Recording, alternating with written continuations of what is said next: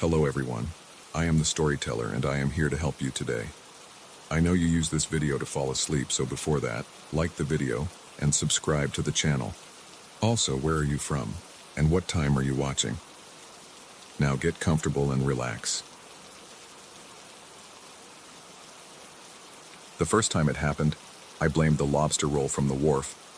3:17 in the morning, according to the digital clock's sickly green glow, and I'm gasping like a landed fish in my cramped studio apartment on Munjoy Hill.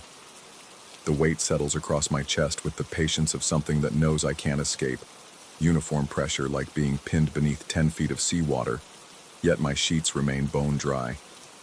I'd moved to Portland 6 months earlier, trading Chicago's concrete canyons for Maine's jagged coastline. The real estate agent had emphasized the apartment's maritime charm and authentic coastal living. She hadn't mentioned that authentic coastal living meant waking up drowning in air that tasted of brine and decay. The pressure lifts with the morning light, leaving only a faint ring of moisture around my bedside lamp, a perfect circle that shouldn't exist, yet does, vanishing completely by the time I return for my first cup of coffee. For 3 days, I convince myself it's adjustment anxiety. New city, new job, new pressures. The human mind creates patterns where none exist, I tell myself, falling back on my graduate psychology courses. But when it happens again, same time, same crushing weight, same impossible dampness, I start keeping a journal. October 15th, 3:17 a.m., pressure episode, lamp ring present, faint kelp odor. October 18th, 3:16 a.m., stronger this time, could taste salt, floorboards creaking in sequence, corner to corner, like footsteps. October 21st, 3:15 a.m. The weight feels intelligent. Floorboards again, definitely footsteps. Checked building schematics. I'm on the top floor. The pattern becomes undeniable. Every 3 days, exactly when the local tide charts show high water, something settles onto me with the weight of the ocean itself. The floorboards beneath my bed begin their rhythmic complaint at 3:10 a.m., a measured cadence that moves from the eastern corner of my apartment toward my bed, where it stops precisely at 3:15 a.m. The weight follows 60 seconds later. I research the building's history during my lunch breaks at the insurance office, where I push papers and pretend my life has purpose. Built in 1847, the narrow Victorian originally housed sea captains and their families. Survived the Great Fire of 1866, converted to apartments in 1923. Nothing unusual in the public records, no mysterious deaths, no supernatural folklore, just the mundane deterioration of a building aging along with the city around it. But Portland's relationship with the sea runs deeper than public records. At Murphy's Pub on Exchange Street, where the locals gather to discuss weather and fishing and the price of fuel, I carefully probe for information about my street, my building, anything that might explain the nightly visitations. Old Tom Corrigan, weathered as driftwood and twice as gnarled, leans closer when I mention my address. His breath carries the ghost of whiskey and pipe tobacco. Munjoy Hill's got its moods, he says, eyes focused somewhere past my shoulder. Always has. You feel the pull of the water up there, stronger than most places. Some houses more than others. I press for details, but Tom's attention drifts like fog, and soon he's discussing the Red Sox with another patron, leaving me with more questions and a growing certainty that I'm not the first person to experience something inexplicable in that narrow Victorian. The episodes intensify. October 30th, 3:13 a.m. Footsteps lasted 8 minutes. Weight so severe I couldn't expand my lungs. Hallucinated. Water dripping from ceiling. Sheets completely dry afterward. November 2nd, 3:11 a.m. Felt something brush my face. Texture like wet seaweed. Apartment smells like low tide for hours afterward. Downstairs neighbor misses.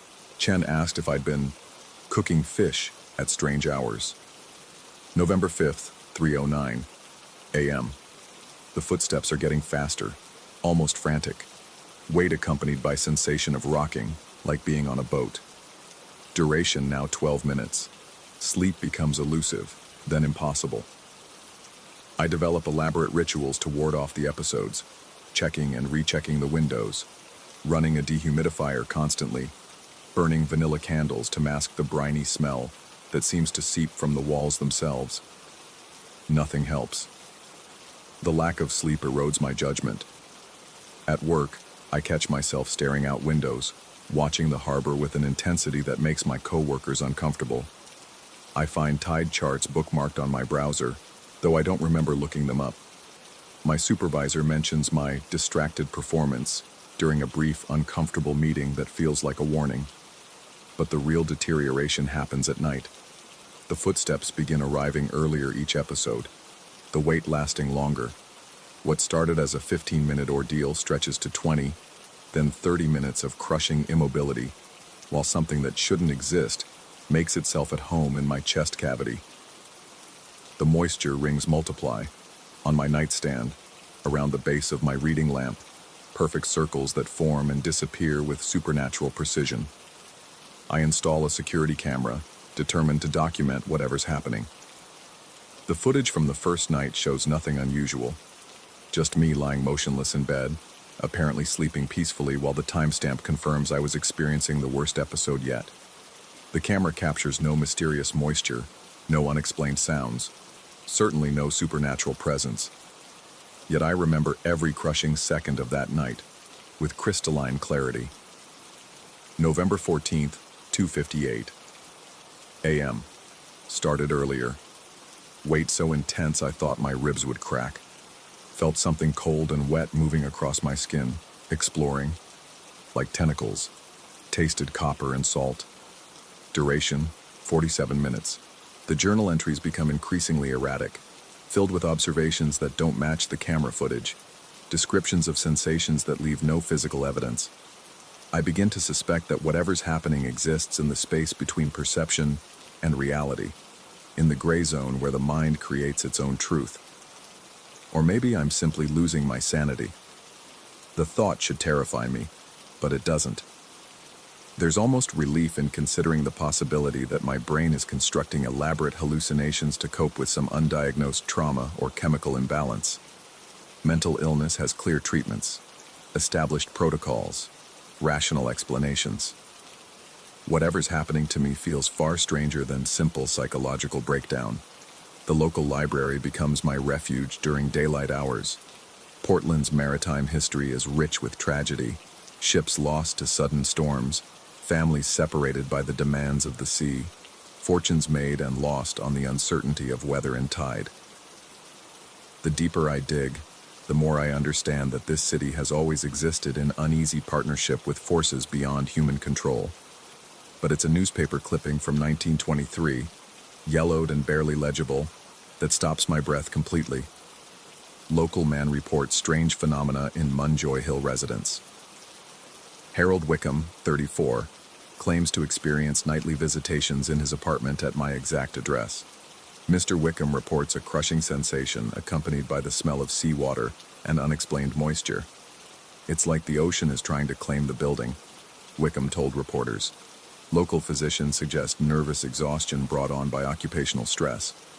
Mr. Wickham has since relocated to Boston.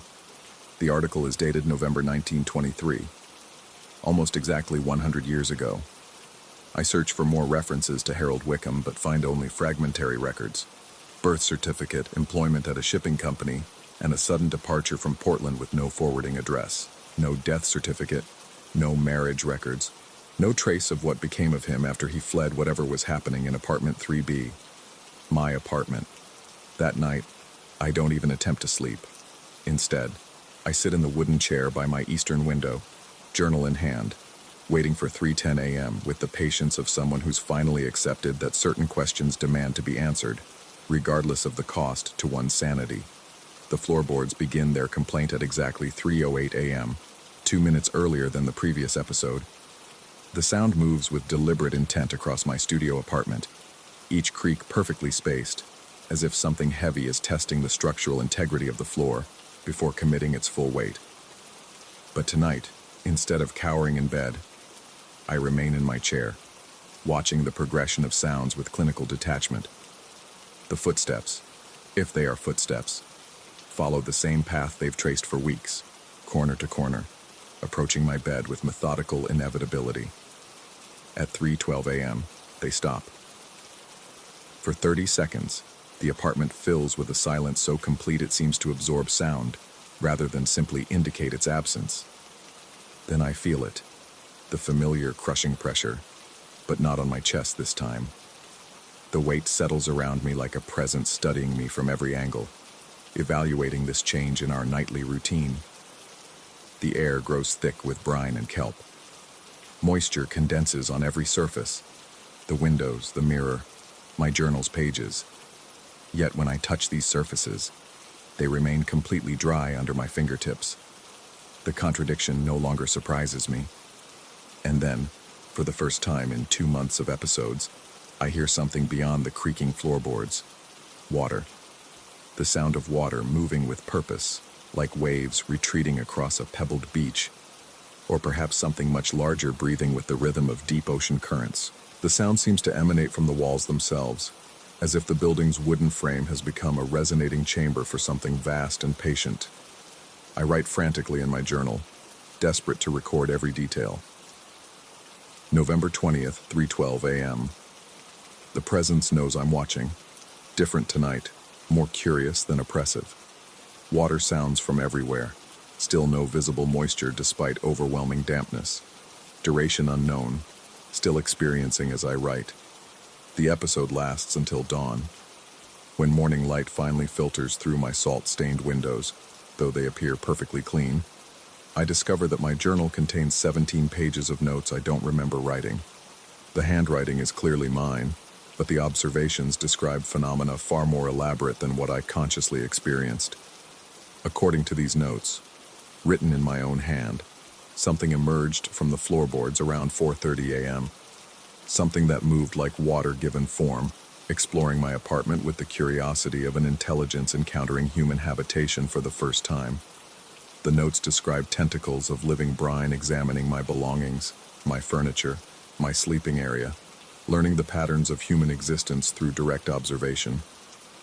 The final entry, written in shakier handwriting as if my hand was trembling, simply states, "It's not malevolent, it's homesick." I have no memory of writing those words, yet I recognize their truth with absolute certainty. That afternoon, I visit the Portland Harbor Museum, drawn by an impulse I don't fully understand. Among the exhibits chronicling the city's maritime heritage, I find a display about the Great Storm of 1923. The same year Harold Wickham reported his experiences. The storm, according to the museum's careful documentation, was unprecedented in its violence and unpredictability. It struck during an unusually high tide, sending seawater far inland, flooding basements and first floors throughout the old port, and extending up the slopes of Munjoy Hill. The storm surge reached heights that shouldn't have been possible, defying meteorological models and leaving marine debris scattered blocks from the waterfront. More interesting than the storm itself, however, are the reports that followed. For months afterward, residents in the flood zone reported strange phenomena, the sound of waves in their walls, unexplained dampness that appeared and vanished without pattern, and a pervasive smell of low tide that seemed to emanate from the buildings themselves. The reports tapered off as damaged structures were repaired and residents relocated or adapted, but a few persistent cases continued for years. The city quietly documented these complaints until 1925, when the last official report was filed. The complainant's name had been redacted from the public record, but the address was clearly legible. My address.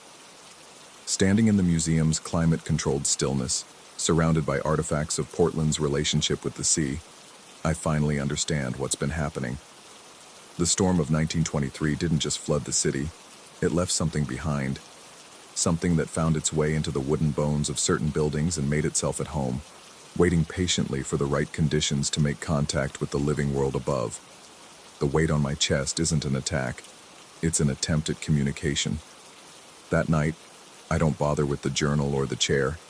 I simply lie in bed, waiting for 3:08 a.m. with the calm acceptance of someone who's finally found the answer to a question that's been consuming his life. The footsteps begin on schedule, but tonight they move differently, less urgent, more exploratory. When the weight settles onto me at 3:12 a.m., I don't struggle against it. Instead, I try to listen beneath the physical sensation, to understand what this presence is trying to convey. The apartment fills with the sound of deep water, and for the first time I don't fight the crushing pressure. I let it envelop me completely, surrendering to the sensation of being submerged while remaining perfectly dry. And in that moment of acceptance, everything becomes clear. I'm not being haunted. I'm being remembered. The presence in my apartment isn't malevolent or even supernatural in any traditional sense. It's the residual consciousness of water itself, seawater that was violently displaced during the storm of 1923, separated from its natural environment and trapped within the wooden structure of buildings throughout the flood zone. Over decades, this displaced water has developed a primitive awareness, a longing to return to the ocean that grows stronger with each high tide. The pressure I feel is its attempt to merge, to use my living consciousness as a bridge back to the sea. The footsteps are its exploration of the physical space it inhabits, testing the boundaries of its wooden prison. The moisture that appears and disappears represents its frustrated attempts to resume its natural form. It's not trying to harm me. It's trying to go home. The revelation should provide comfort, but instead it opens new questions that I'm not sure I want answered. If I'm right about the nature of this presence, then what happens when it finally finds a way to complete its journey? Will it simply dissipate, returning to the ocean through some metaphysical process I can't comprehend? Or will it need to take something with it? The episodes continue, but they no longer frighten me.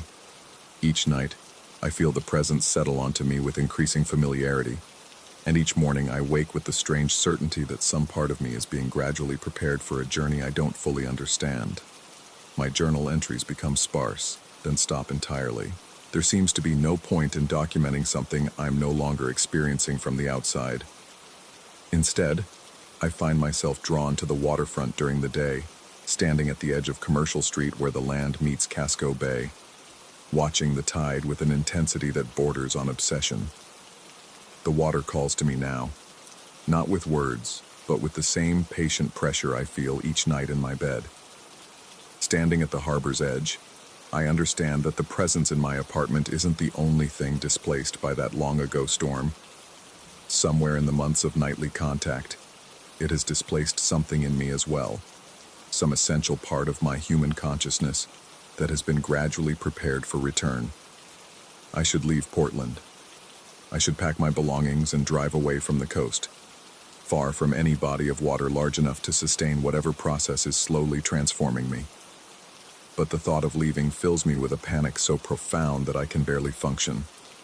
This is no longer my choice to make. Tonight, as I write these final words, I can hear the tide approaching long before the official charts indicate high water. The sound reaches me through the walls, through the floorboards, through the very foundations of this building that has served as an unwilling ark for something that should have returned to the sea decades ago. The weight is coming, heavier than ever before, and this time I suspect it won't lift with the morning light. I can feel it building in the distance like a storm surge, carrying with it the accumulated pressure of every episode, every failed attempt at communion, every night of patient, persistent contact. Whatever happens next, I no longer fear it. The presence in my apartment has taught me that some journeys begin long before we realize we're traveling, and some destinations call to us through channels we never knew existed. If someone else moves into this apartment after I'm gone, I hope they'll be kinder to their midnight visitor than I was initially. I hope they'll understand sooner than I did that the greatest terrors often spring not from malevolence, but from longing, the desperate desire of displaced things to find their way home, regardless of what they must carry with them to complete the journey. The floorboards are beginning to creak. It's time.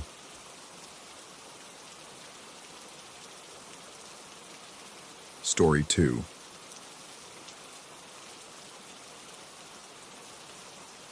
Duplex on Trad Street came with two things the realtor failed to mention: original heart pine floors that creaked like ship timber in a storm, and a voice that sang ancient melodies at precisely 1 a.m. I discovered both during my first week in Charleston. The floors announced themselves immediately. Every footstep echoed through the narrow hallways like a percussion section warming up. The voice took longer to reveal itself, threading through my sleep until I couldn't distinguish between dream and waking. By the third night, I knew it wasn't coming from next door. The sound drifted from the internal staircase that connected my unit to the empty apartment above. Not loud enough to startle, but persistent enough to pull me from whatever restless sleep I'd managed. The melody felt older than the building itself, older than Charleston's cobblestone streets, older than memory. It carried the weight of something passed down through generations, worn smooth by repetition like sea glass. Dr. Brennan at Charleston General had warned me about auditory hallucinations during my recovery. Trauma manifests in countless ways, he'd explained, and the mind often fills silence with familiar sounds when adjusting to new environments. But this wasn't familiar. This was something I'd never heard before, yet it felt like coming home to a house I'd never lived in. The staircase wound upward just beyond my kitchen, separated by a door that the previous tenant had painted seafoam green. I'd tried the handle once. Locked, as expected. The building manager, Mrs. Chen, had mentioned that the upstairs unit had been vacant for months, waiting for renovations that never seemed to begin. Perfect for a recovering insomniac seeking solitude after everything that had happened in Detroit. But solitude, I was learning, didn't mean silence. The singing started softly, like someone humming while working, then gradually gained definition. Not words exactly, but syllables that seemed to carry meaning just beyond my comprehension. The melody meandered through minor keys that made my chest tighten, then lifted into major scales that brought unexpected tears to my eyes. It never lasted more than 10 minutes, never varied in time. Always 1 a.m., always from the staircase, always leaving me more awake than before. By the second week, I'd grown protective of the ritual. I found myself staying up, waiting for the voice to begin. Sleep could come after. During those 10 minutes, the duplex felt inhabited by something larger than loneliness. The creaking floors fell silent. The settling walls held their breath. Even the traffic on King Street seemed to pause in deference to whatever presence moved through the darkness above. Then came the afternoon I left work early. The law firm where I'd landed a temporary position dealt primarily with maritime insurance claims, tedious work that suited my need for routine without emotional investment. That Thursday, a migraine sent me home before 3 o'clock. The duplex welcomed me with its usual symphony of creaks and groans, sunlight slanting through the tall windows in geometric patterns across the restored heart pine. I was reaching for aspirin in the bathroom when I caught movement in the hallway mirror, a flicker of light, like sunlight reflecting off water, but moving with purpose. I stepped back, angling for a better view. The reflection in the antique mirror's silver-spotted surface showed the landing at the top of the internal staircase. A figure bent over the cluster of Boston ferns I'd noticed on my first walkthrough, massive plants in ceramic pots that someone had left behind. The figure appeared to be watering them, though I couldn't see any watering can or hose. Instead, a soft luminescence surrounded the silhouette, as if the light itself was nurturing the plants. I rubbed my eyes, attributed the vision to migraine aura, and looked again. The landing was empty.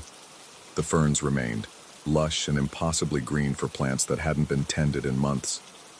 That night, the melody came as always, but something had shifted. The voice sounded closer, more present, as if the singer had moved from the upper reaches of the staircase to the landing just beyond my door. I pressed my ear to the seafoam green paint and heard, not just the singing, but the subtle rustle of leaves, the whisper of water finding thirsty roots. The next evening, I left a glass of water on the floor outside my door. The change was immediate. The melody that night began in its usual minor key, but shifted, gradually and gracefully, into something brighter. Not cheerful exactly, but grateful, purposeful. The voice carried a note of acknowledgement, as if my offering had been received and recognized. Morning revealed the glass exactly where I'd placed it. Empty, bone dry. Even the condensation that should have formed on the outside had vanished completely. But the Boston fern nearest to where I'd left the water looked impossibly healthy, its fronds practically glowing with moisture. When I touched the soil, it was saturated despite sitting in a bone-dry saucer. This became our routine. Every evening before bed, I'd place a glass of water by the door. Every night at 1 a.m., the voice would sing in major keys, grateful and melodic. Every morning, I'd find the glass empty and the plants more vibrant than seemed possible for forgotten houseplants in a vacant apartment. I told myself I was participating in some elaborate self-deception. Migraine medication could cause vivid dreams. Stress could manifest in compulsive behaviors. The building's old plumbing might create acoustic tricks that made ordinary sounds seem supernatural. But the ferns were real, thriving in ways that defied botanical logic. Mrs. Chen stopped by on a Tuesday to check the smoke detectors. A compact woman in her 70s with silver hair pulled into a practical bun. She moved through my apartment with practiced efficiency. "You've been keeping an eye on the plants upstairs?" she asked, pausing near the kitchen. My throat tightened. "I haven't been upstairs." She studied my face with the intensity of someone who'd spent decades reading tenants' deceptions. "The ferns on the landing, they look better than they have in years. I was going to ask maintenance to remove them, but..." She shrugged. "Someone's been caring for them." After she left, I stood in my hallway staring at the seafoam door. Either Mrs. Chen was part of some inexplicable conspiracy, or something was happening that existed outside the boundaries of reasonable explanation. Neither possibility offered comfort. That night, I decided to stay awake and watch the door. I positioned myself in the kitchen with a clear view of the hallway, a cup of coffee growing cold in my hands. The duplex settled around me with its familiar creaks and sighs. Traffic from King Street provided a distant soundtrack. The digital clock on the microwave ticked toward 1 a.m. with agonizing slowness. At 12:58, the temperature dropped. Not dramatically, but enough to raise goosebumps along my arms. The creaking floors fell silent, as if the building itself was holding its breath. At 12:59, light began to seep under the seafoam door. Not electric light, but something softer, warmer, like candlelight filtered through water. At 1 a.m. exactly, the singing began. The voice was clearer now, almost as if the singer stood just on the other side of the thin wooden barrier. The melody started in those grateful major keys that had become familiar, but then it began to change. Not into minor keys this time, but into something else entirely. Something that made my chest constrict and my hands shake. The light under the door grew brighter. I could hear movement. Not footsteps exactly, but the whisper of fabric, the subtle displacement of air. The singing continued, but now it carried an urgency that hadn't been there before, a longing that seemed to reach through the wood and wrap around my ribs like cold fingers. I stood, drawn forward despite every instinct screaming at me to stay back. My hand reached for the doorknob, turned it slowly. The door swung open. The staircase was empty. The landing above was dark, but the Boston ferns glowed with an inner light, their fronds moving in a breeze I couldn't feel. And there, scattered across the heart pine steps, were droplets of water that caught and reflected light that had no source. The singing stopped. I retreated to my kitchen, closed the door, and didn't sleep until dawn. The next evening, I didn't leave water by the door. The voice that night returned to minor keys, mournful and distant. The melody carried a note of confusion, then disappointment, then something that sounded dangerously close to reproach. I lay in bed listening to those ancient syllables and wondered if I was losing my mind or if something was losing its patience. Morning brought Mrs. Chen again, this time with maintenance requests that seemed designed to keep her in my apartment longer than necessary. "The ferns are looking peaked," she mentioned casually while inspecting the kitchen faucet. "Might need to have them removed after all." I looked out at the landing through the peephole in my door. The plants did look different, not dying exactly, but less vibrant, as if someone had turned down their inner brightness. That night, I left 2 glasses of water. The singing that followed was unlike anything I'd heard before. The voice soared through octaves I hadn't known it could reach, weaving melodies that seemed to contain entire conversations. Gratitude, yes, but also something more complex. Recognition, understanding. As if the presence on the staircase was finally beginning to see me as clearly as I was beginning to see it. But seeing what exactly? That was the question that kept me awake long after the singing stopped, and the first glass, then the second, was found empty in the morning. I began researching the building's history during lunch breaks at the law firm. Charleston's public records were extensive but fragmented, scattered across multiple databases and archives. The duplex on Trad Street had been built in 1847, originally a single-family home before being converted during the housing shortage after World War II. The ownership records showed the expected progression: wealthy merchant families, then subdivisions, then rental properties changing hands every few years. But there was a gap in the 1970s, a period where the property seemed to exist in legal limbo. No recorded sales, no tax assessments, no maintenance permits. As if the building had simply been forgotten by the bureaucracy that usually tracked such things obsessively. Mrs. Chen had managed the property for 15 years, but when I asked about its earlier history, she became evasive. The previous owners had been private people who kept to themselves. The upstairs unit had been empty longer than most. The ferns had been there since before my time. I started leaving 3 glasses of water. The singing evolved again, becoming more complex, more layered. Sometimes it seemed like multiple voices weaving together, though I knew that was impossible. The melodies began to repeat patterns I almost recognized, as if the presence was trying to teach me something, to share some knowledge that existed just beyond my comprehension. The ferns grew lusher, more tropical than seemed possible in Charleston's climate. Their fronds reached toward my door as if seeking contact. When I worked late, I sometimes caught their silhouettes in my peripheral vision, swaying in breezes that never touched the rest of the landing. Dr. Brennan would have had field day with my behavior. Trauma survivors often developed elaborate coping mechanisms, he'd explained. The mind created rituals and meaning where none existed, especially during periods of isolation and change. But even his clinical explanations couldn't account for the physical evidence: the empty glasses, the thriving plants, the water that appeared on the stairs each night like evidence of invisible tears. 2 months after moving in, I decided to break the pattern. Instead of leaving water outside my door, I climbed the external fire escape to the 2nd floor and peered through the windows of the vacant apartment. Moonlight revealed rooms stripped bare except for dust and shadows. No furniture, no personal belongings, no signs of recent habitation.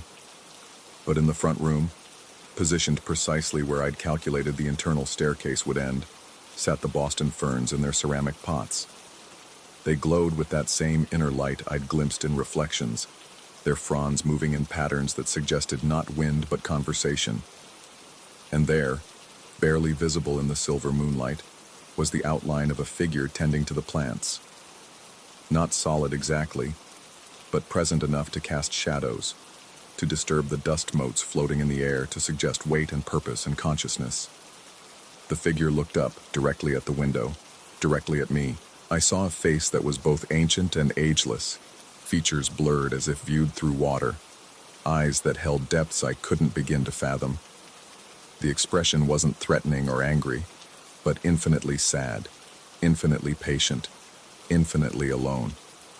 We regarded each other through the glass barrier, 2 solitary beings connected by water and melody, and the strange compassion that grows between caretaker and cared for.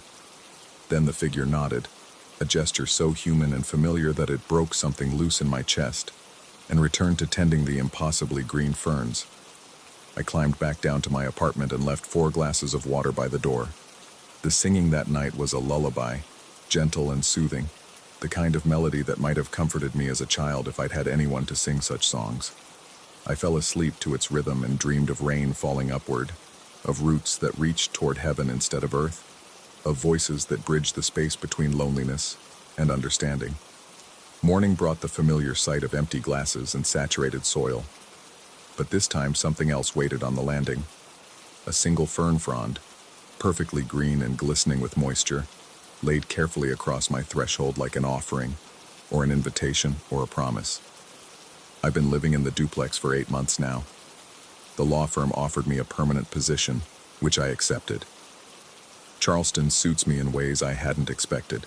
The humid air, the ancient live oaks, the sense of history layering over itself like sediment. Every night at 1 a.m., the voice sings from the staircase. Every evening, I leave water by my door. Every morning I find evidence of a presence that exists just beyond the edge of conventional explanation.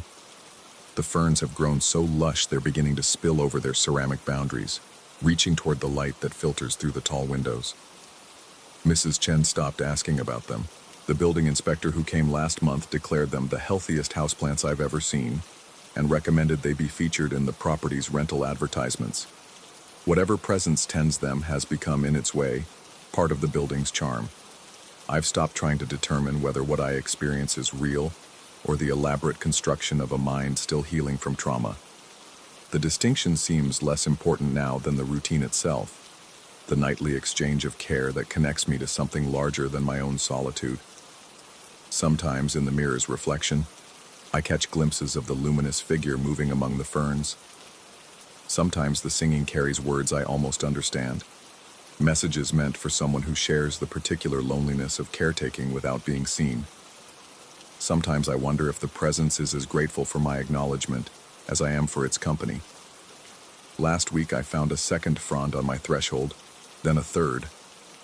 They're arranged now in a small vase on my kitchen table, still impossibly green, still glistening with moisture that never evaporates. They've begun to emit a subtle fragrance, not floral exactly, but something deeper, earthier, like the smell of rain on summer afternoons. I've started singing along with the voice at 1 a.m., quietly, carefully, trying to match its ancient melodies. My voice is rusty from disuse, uncertain in its rhythms, but the presence seems patient with my fumbling attempts at harmony. The songs we create together fill the duplex with something that feels dangerously close to contentment.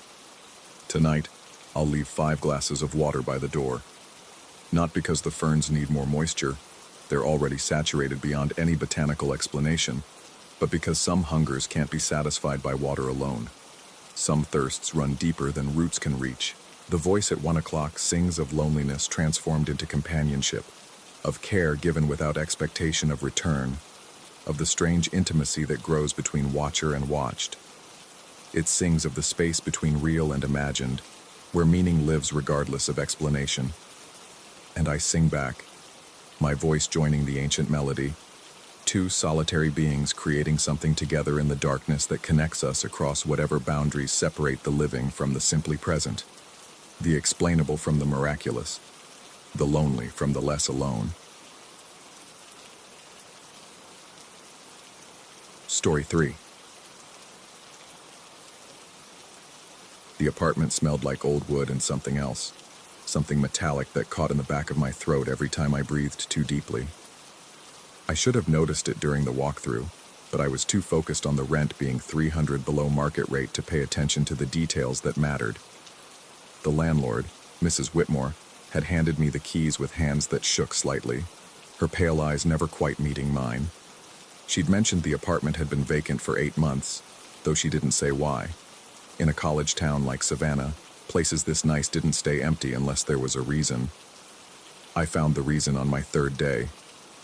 I'd been arranging furniture in the bedroom when I decided to move the heavy oak armoire away from the wall to plug in a lamp.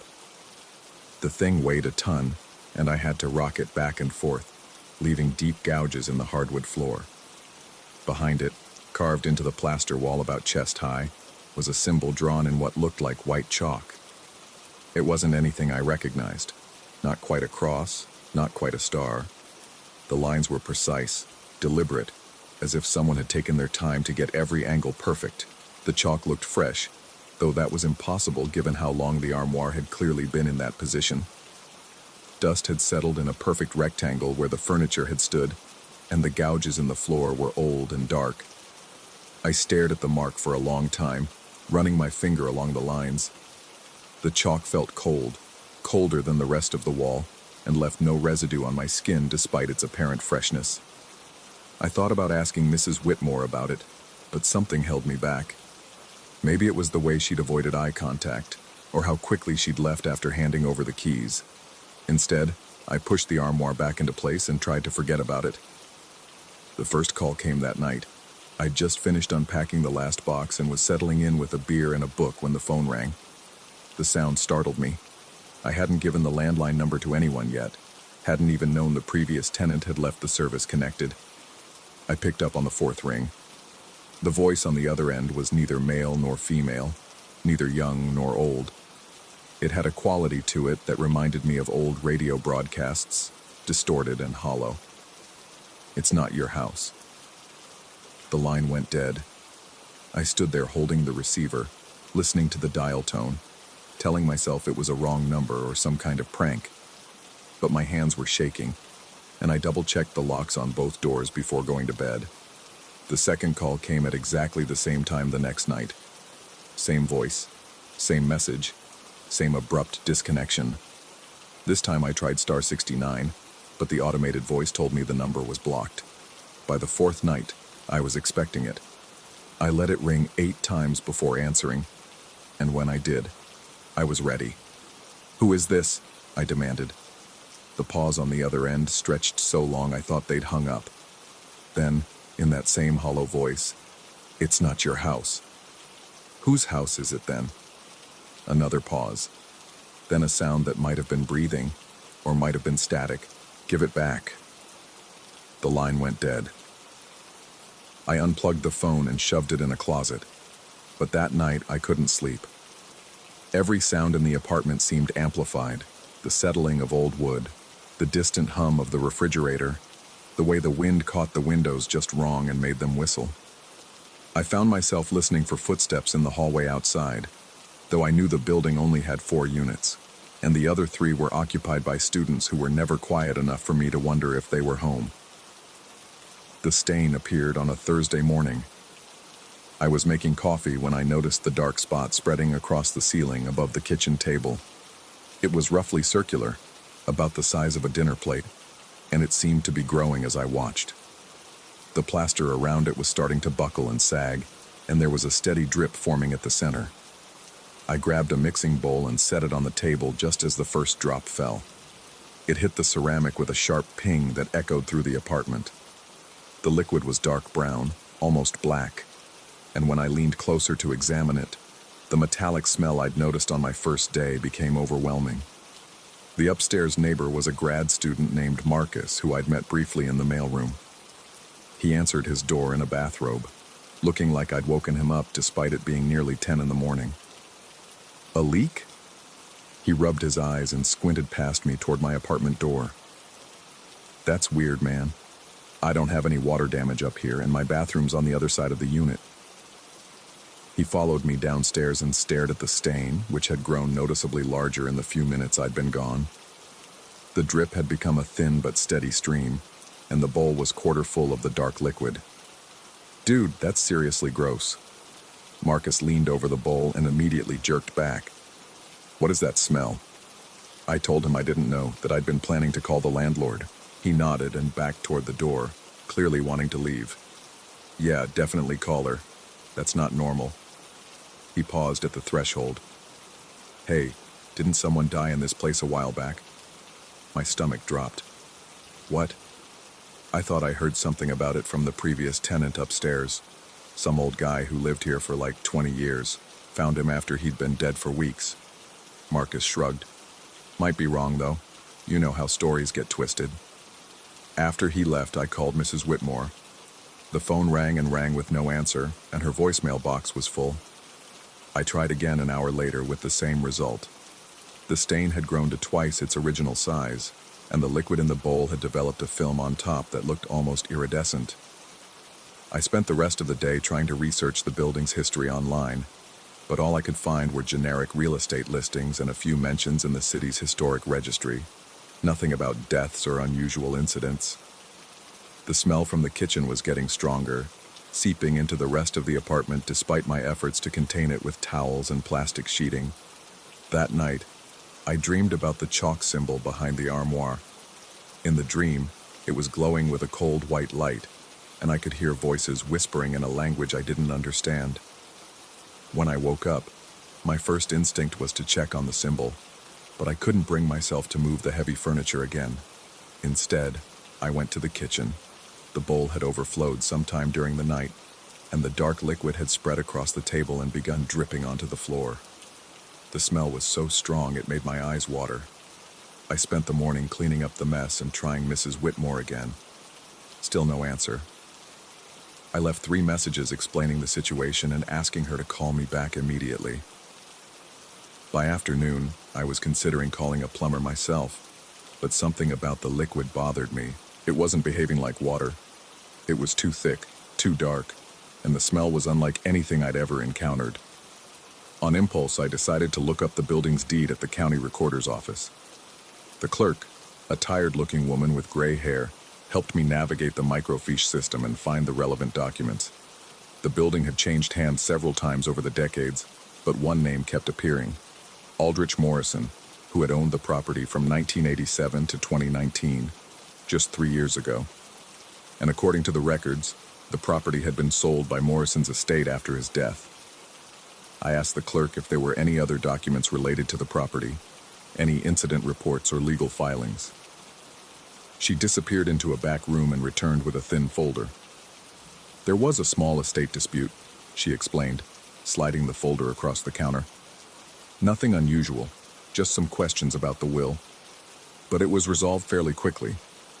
The documents were mostly legal boilerplate, but one detail caught my attention. Morrison had lived in apartment 2B, my apartment, for 32 years.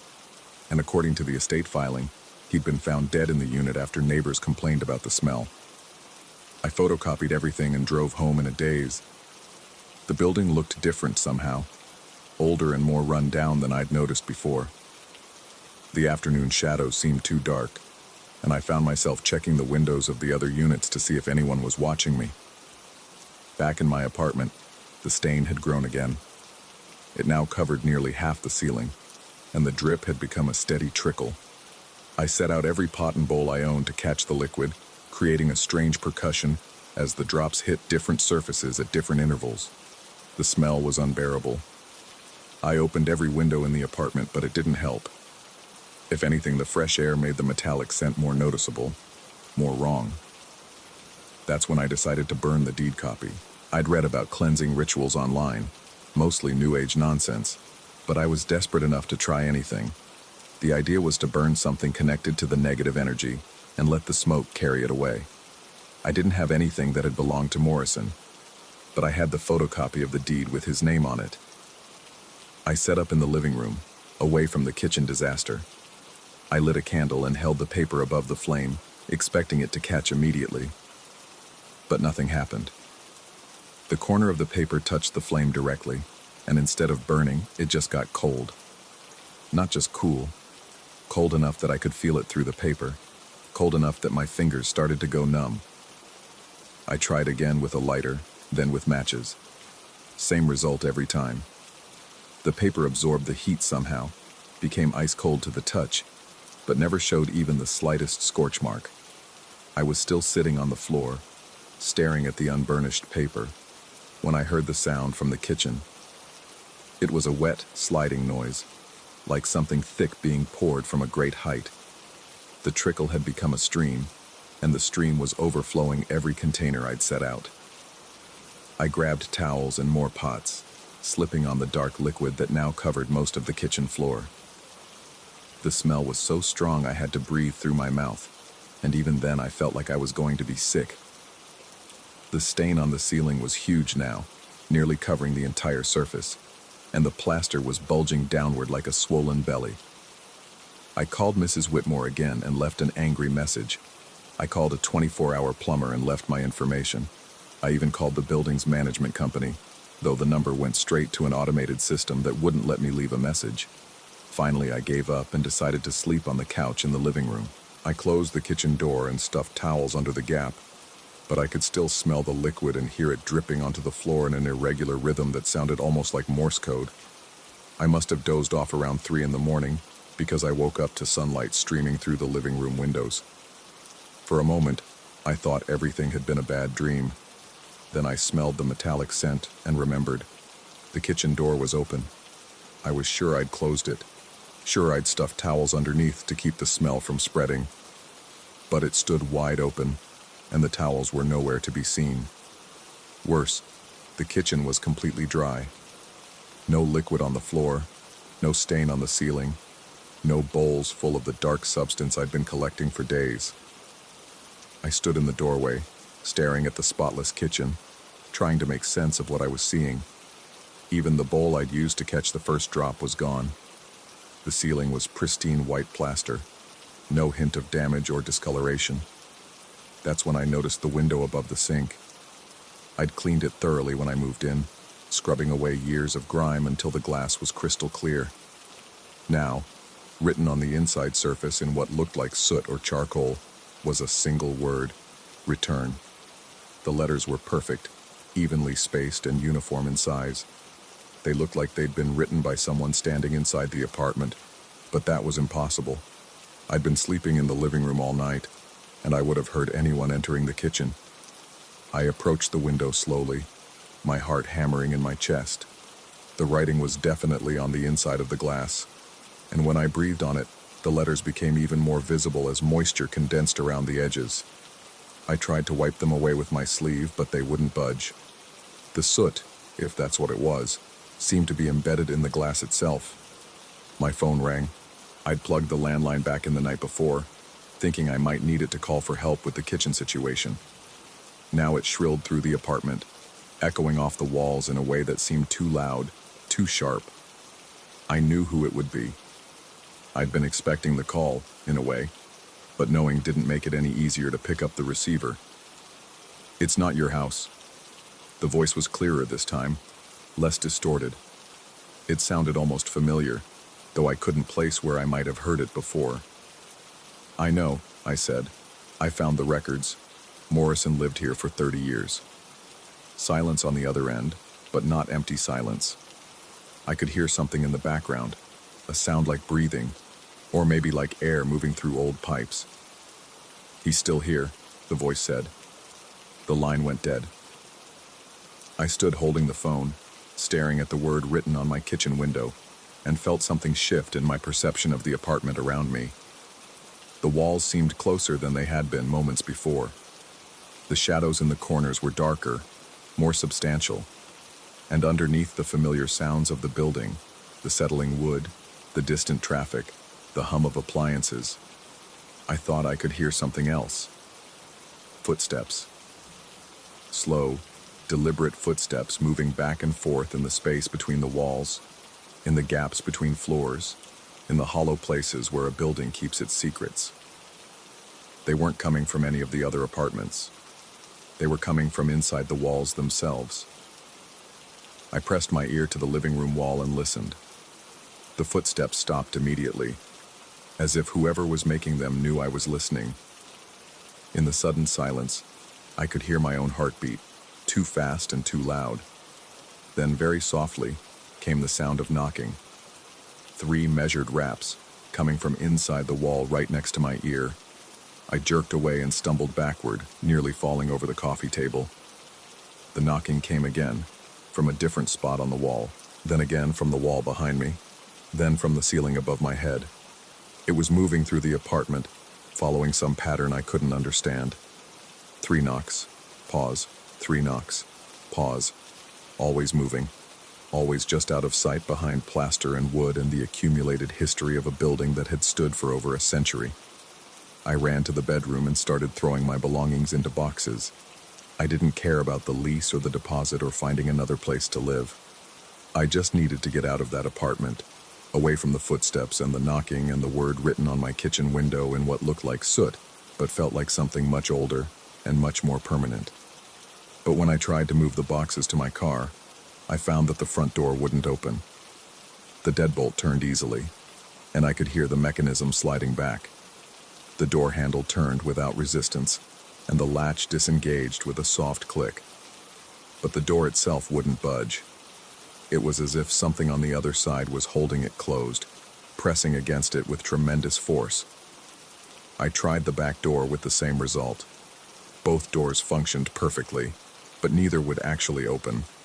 I was trapped inside an apartment that I was beginning to understand had never really been mine at all. The knocking had stopped while I was packing, but now it started again. This time, it was coming from right behind the armoire in the bedroom, right where I'd found the chalk symbol. 3 measured raps, then silence, then 3 more. I knew what it wanted. I put my shoulder against the heavy oak furniture and pushed with everything I had. The armoire scraped across the floor, revealing the symbol carved into the wall. But now it wasn't just chalk on plaster.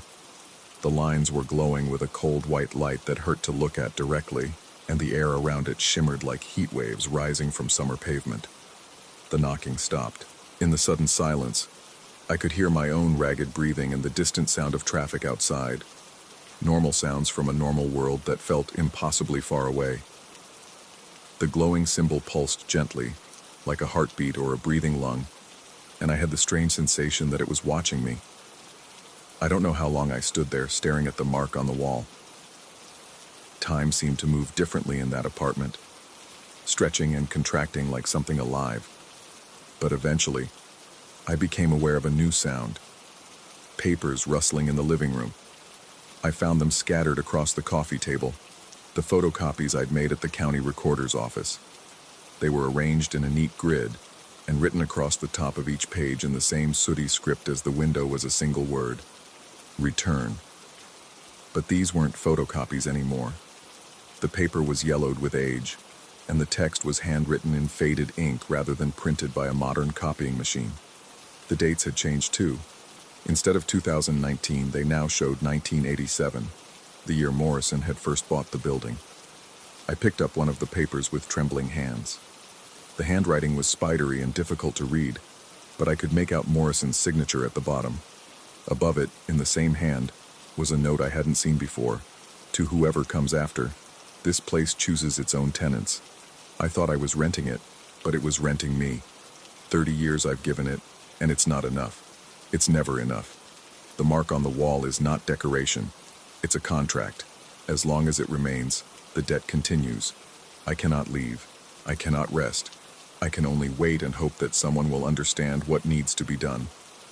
Below that, in fresher ink that looked like it had been added recently, you have to give it back. My phone rang again. This time, when I picked up, I heard my own voice on the other end. "It's not your house," I said to myself. Though I wasn't speaking, I hung up immediately and unplugged the phone, but I could still hear it ringing somewhere in the walls, muffled but persistent. The sound seemed to be coming from everywhere at once, behind the plaster, under the floorboards, inside the very bones of the building. The apartment was changing around me. The walls were closer than they had been, and the ceiling lower. The windows still showed the street outside, but the light coming through them was wrong. Too yellow, too thick, like sunlight filtered through old amber. And in that strange light, I could see my reflection in the kitchen window where the word return was written. But it wasn't just my reflection.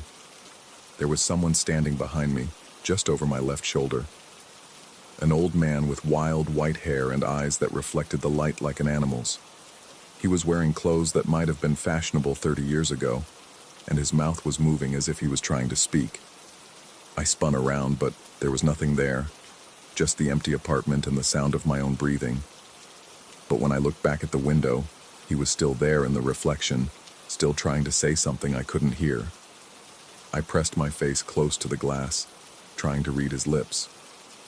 Over and over, he was mouthing the same word: return. I understood then. Morrison hadn't died in this apartment. He'd been consumed by it, pulled into whatever space existed between the walls and the world. He was still here, still paying rent to something that had been collecting tenants long before the building was ever constructed. The chalk symbol wasn't just a mark. It was a deed, a contract written in a language older than any human tongue.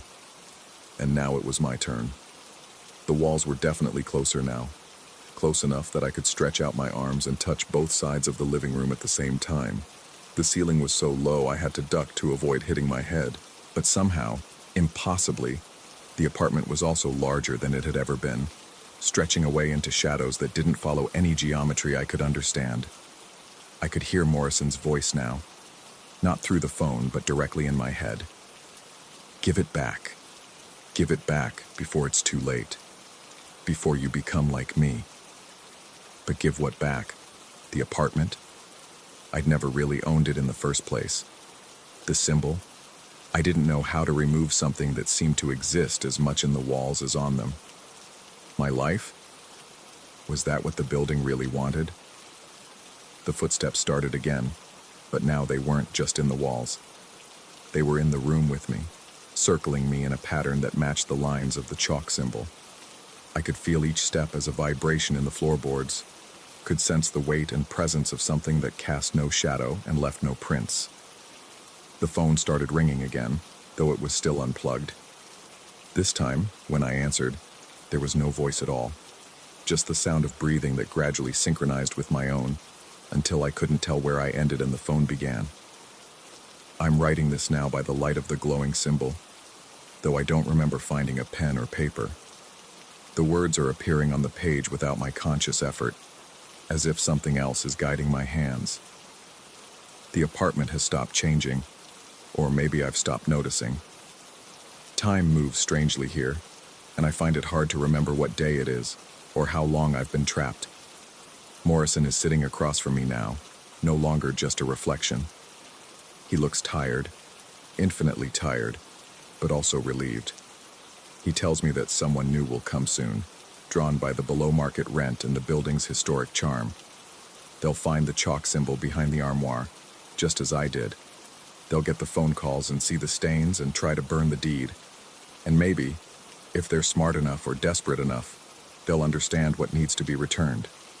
Not the apartment, not the building, not even their lives. The debt itself.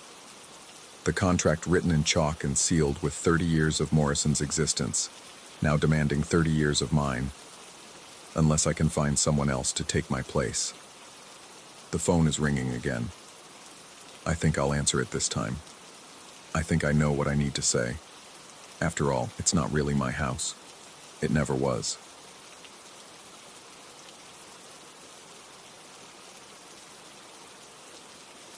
Story 4.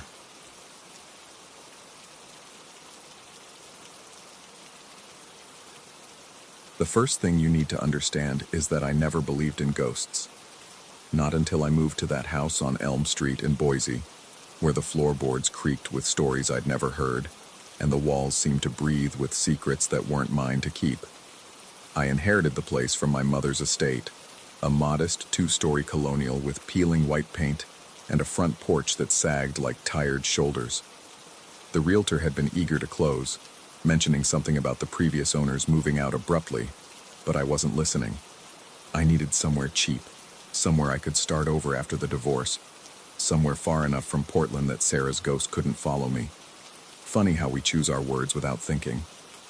The house felt familiar in ways that made no sense. My mother had grown up here, sure, but she'd left when she was 18 and never looked back.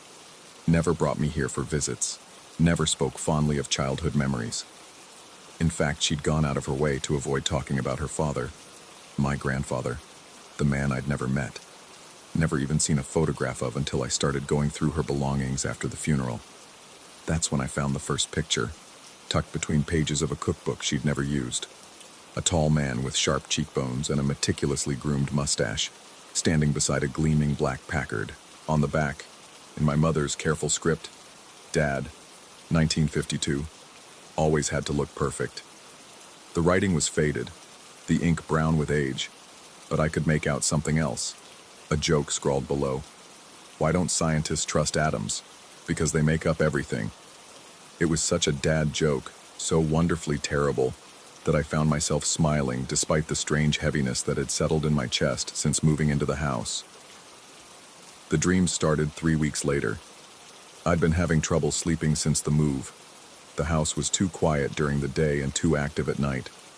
Pipes groaned, wood expanded and contracted with the changing temperature, and somewhere in the walls, mice scurried with the frantic energy of tiny prisoners. But the dream was different, vivid in a way that felt more like memory than imagination. I was sitting in the living room, but it looked different, younger somehow, with floral wallpaper instead of the faded beige paint, and heavy curtains that blocked out most of the light. The furniture was wrong too, arranged in ways that made the room feel smaller, more intimate, and there was a man sitting across from me in a wingback chair I'd never seen before. He had a mustache, perfectly trimmed, and kind eyes that crinkled at the corners when he smiled. He was telling me that same joke from the photograph, his voice warm and familiar despite the fact that I'd never heard it before. Why don't scientists trust atoms? He said, and I found myself leaning forward, already anticipating the punchline. Because they make up everything. I laughed, actually laughed, even though the joke was terrible. And then he stood up, walked over to a framed picture on the mantel, and asked me to help him move it. Just turn it around, he said, his voice carrying the weight of something important. There's something behind there you need to see. I woke up with my heart hammering against my ribs and the taste of copper in my mouth. The bedside clock read 3:17 a.m., and the house was completely silent except for the sound of my own ragged breathing. I lay there for a long time, trying to shake off the lingering feeling that someone was watching me, before finally getting up to use the bathroom. The picture frame on the living room mantel was turned around. I stood there in my boxers and undershirt, staring at the back of a landscape painting I'd hung just above the fireplace 2 weeks earlier. My rational mind scrambled for explanations: earthquake, vibration from a passing truck, settling foundation, but my hands were shaking as I turned it back around. There was nothing behind it except the nail it hung on and the faded outline where another frame had once been. I didn't sleep the rest of that night. The second dream came 3 days later, and this time I was ready for it. I'd set up a voice recorder on my nightstand, thinking maybe I talked in my sleep. Maybe that would explain the weird familiarity of the man's voice. But when I played it back the next morning, there was nothing but 6 hours of silence and the occasional creak of the house settling. The dream was the same but different. The same room, the same man, the same terrible joke. But this time when he asked me to turn the picture around, I said no. I asked him who he was, why he was in my dream, what he wanted from me. He looked sad then, disappointed in a way that made my chest ache. "You know who I am, Danny," he said, and hearing my name in his voice made something inside me crack. "I just want to show you something. Something your mother should have shown you years ago." I woke up with tears on my cheeks and the smell of aftershave so strong it made my eyes water. Not cologne, aftershave, the old-fashioned kind that burned and smelled like bay rum and leather and something indefinably masculine. The scent was strongest in the hallway outside my bedroom, hanging in the air like a fog. The picture was turned around again. This time, when I flipped it back, I found a photograph taped to the back of the frame. It was the same man from my mother's cookbook, but older, wearing a simple white shirt and dark suspenders. He was standing in what looked like the same living room from my dreams, though it was hard to tell for sure from the black and white image. On the back, in my mother's handwriting, Dad's last birthday, 1967. He told his terrible atom joke 6 times that day. My hands were shaking so badly I could barely hold the photograph. The man in the picture was definitely the same person from my dreams. Not similar, not reminiscent of, but exactly the same down to the way his mustache curled slightly at the ends, and the laugh lines around his eyes. I called my mother's sister that morning, the first time we'd spoken since the funeral.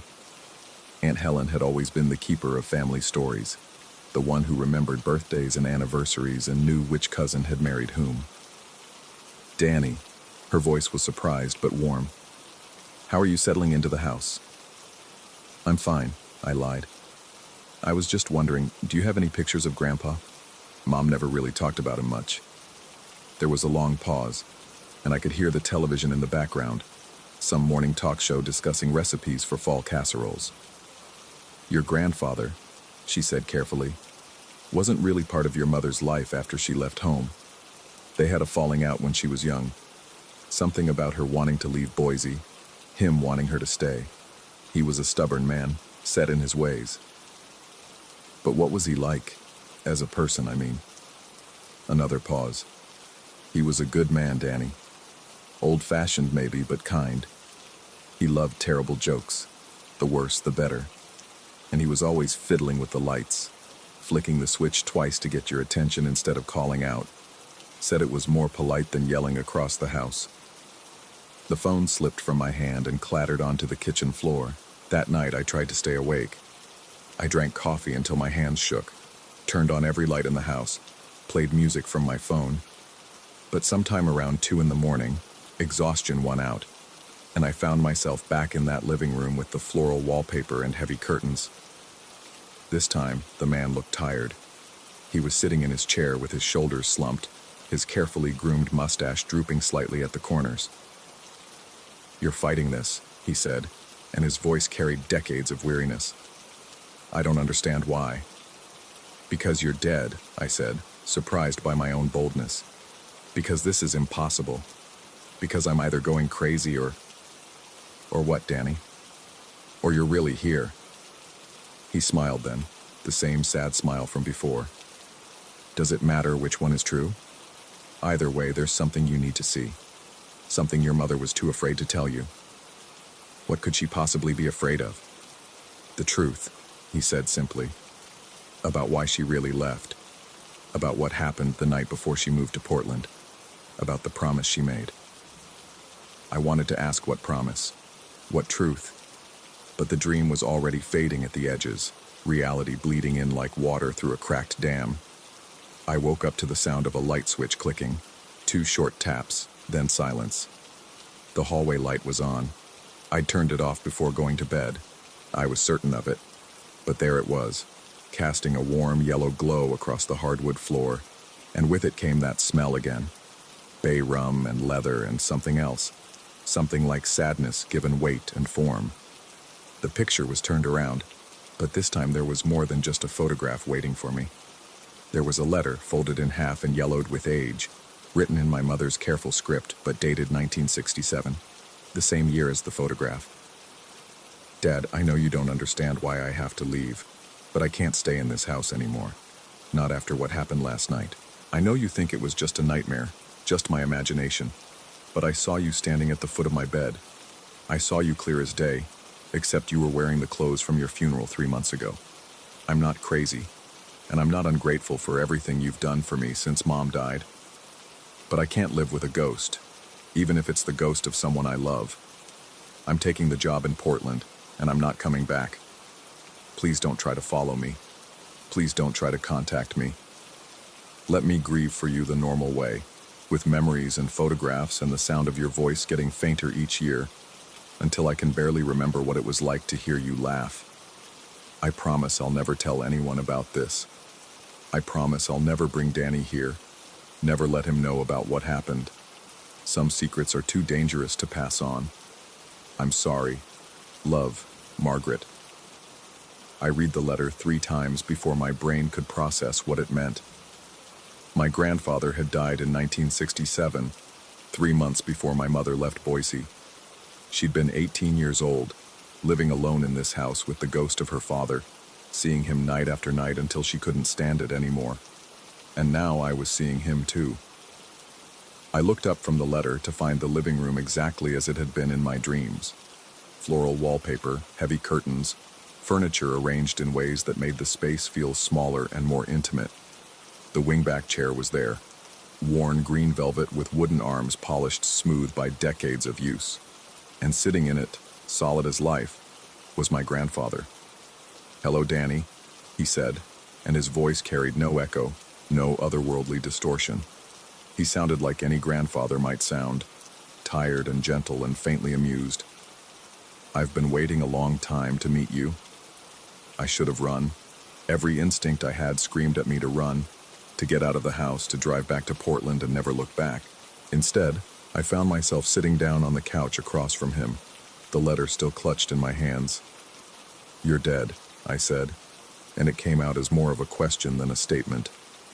"Yes," he agreed, smoothing down his mustache with one finger. "Have been for 58 years now. Heart attack, quick and clean. I was lucky that way. Then how am I here?" He leaned back in his chair, considering. "I'm not entirely sure. I died in this house, lived in it for 37 years before that. Maybe some places just hold on to people, the way fabric holds on to smoke. Maybe love is stronger than death, or maybe grief is just another kind of haunting. Why didn't you leave Mom alone? She was just a kid." His face crumpled with regret. "I didn't mean to frighten her. I was just lonely, I suppose. She was all I had left after her mother died, and then suddenly I was gone too. and she was all alone in this big house. I thought if I could just talk to her, just let her know I was still looking out for her. But she ran away. She did what she had to do. I understand that now. I've had 58 years to understand it. He leaned forward, his eyes intense. But you're different, Danny. You're not afraid. I'm terrified, I said honestly. But you're still here. You're still listening. That means something. We sat in silence for a long moment, grandfather and grandson meeting for the first time across a divide of decades and death. The house creaked around us, settling into its nighttime rhythm, and somewhere in the walls the mice continued their eternal scurrying. "What did you want to show me?" I asked finally. He smiled, the first genuine smile I'd seen from him. "Nothing, really. I just wanted to tell you that joke. Your mother always said it was terrible, but she laughed anyway, every single time. Why don't scientists trust atoms? Because they make up everything," we said together. And for just a moment, the weight of impossibility lifted from my shoulders, and I was just a man sitting with his grandfather, sharing a terrible joke in the middle of the night.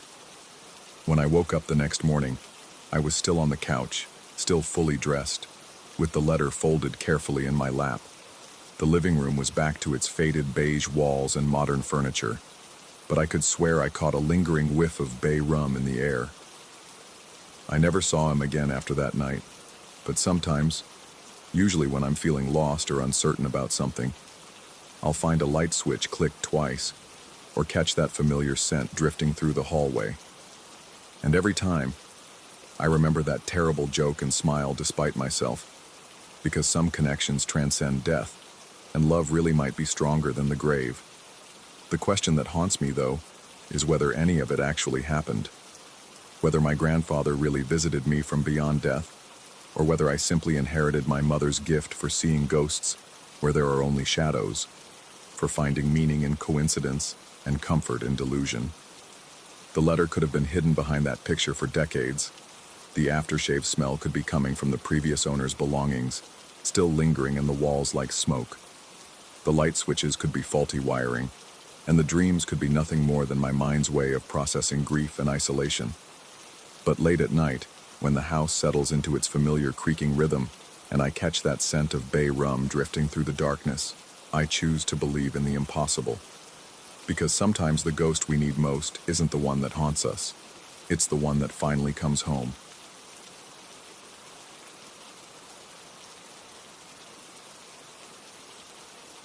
Story 5.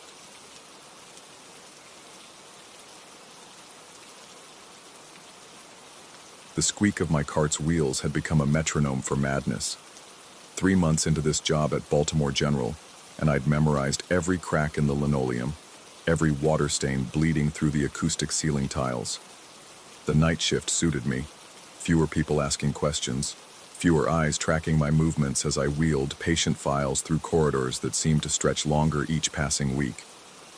But lately, the hospital felt different after midnight, as if the building itself was holding its breath. I pushed the cart toward the east wing, past radiology, and through the corridor where fluorescent bulbs flickered with seizure-like intensity. The weight of manila folders pressed against the metal mesh, their contents documenting lives interrupted, bodies catalogued, mysteries shelved in alphabetical order. My footsteps echoed off the walls, competing with the cart's persistent squeak, a sound that had begun to feel less like mechanical wear and more like a warning. That's when I first noticed the elevator.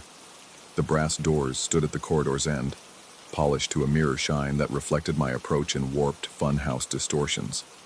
I'd passed this elevator hundreds of times, always closed, always silent. Tonight, as I drew closer, those doors began to slide open with the soft whisper of expensive machinery. I stopped walking. The cart's momentum carried it forward another foot before the wheels caught against my stationary body. No one had called the elevator. No one was inside. The interior glowed with that sterile light hospitals use to bleach away humanity. Cold, blue-white, making everything look like a corpse. The floor was polished steel, reflecting the overhead fixture in a perfect circle of brightness. After a moment that felt suspended outside time, the doors began to close with the same mechanical precision. I found myself moving toward the elevator before conscious thought could intervene.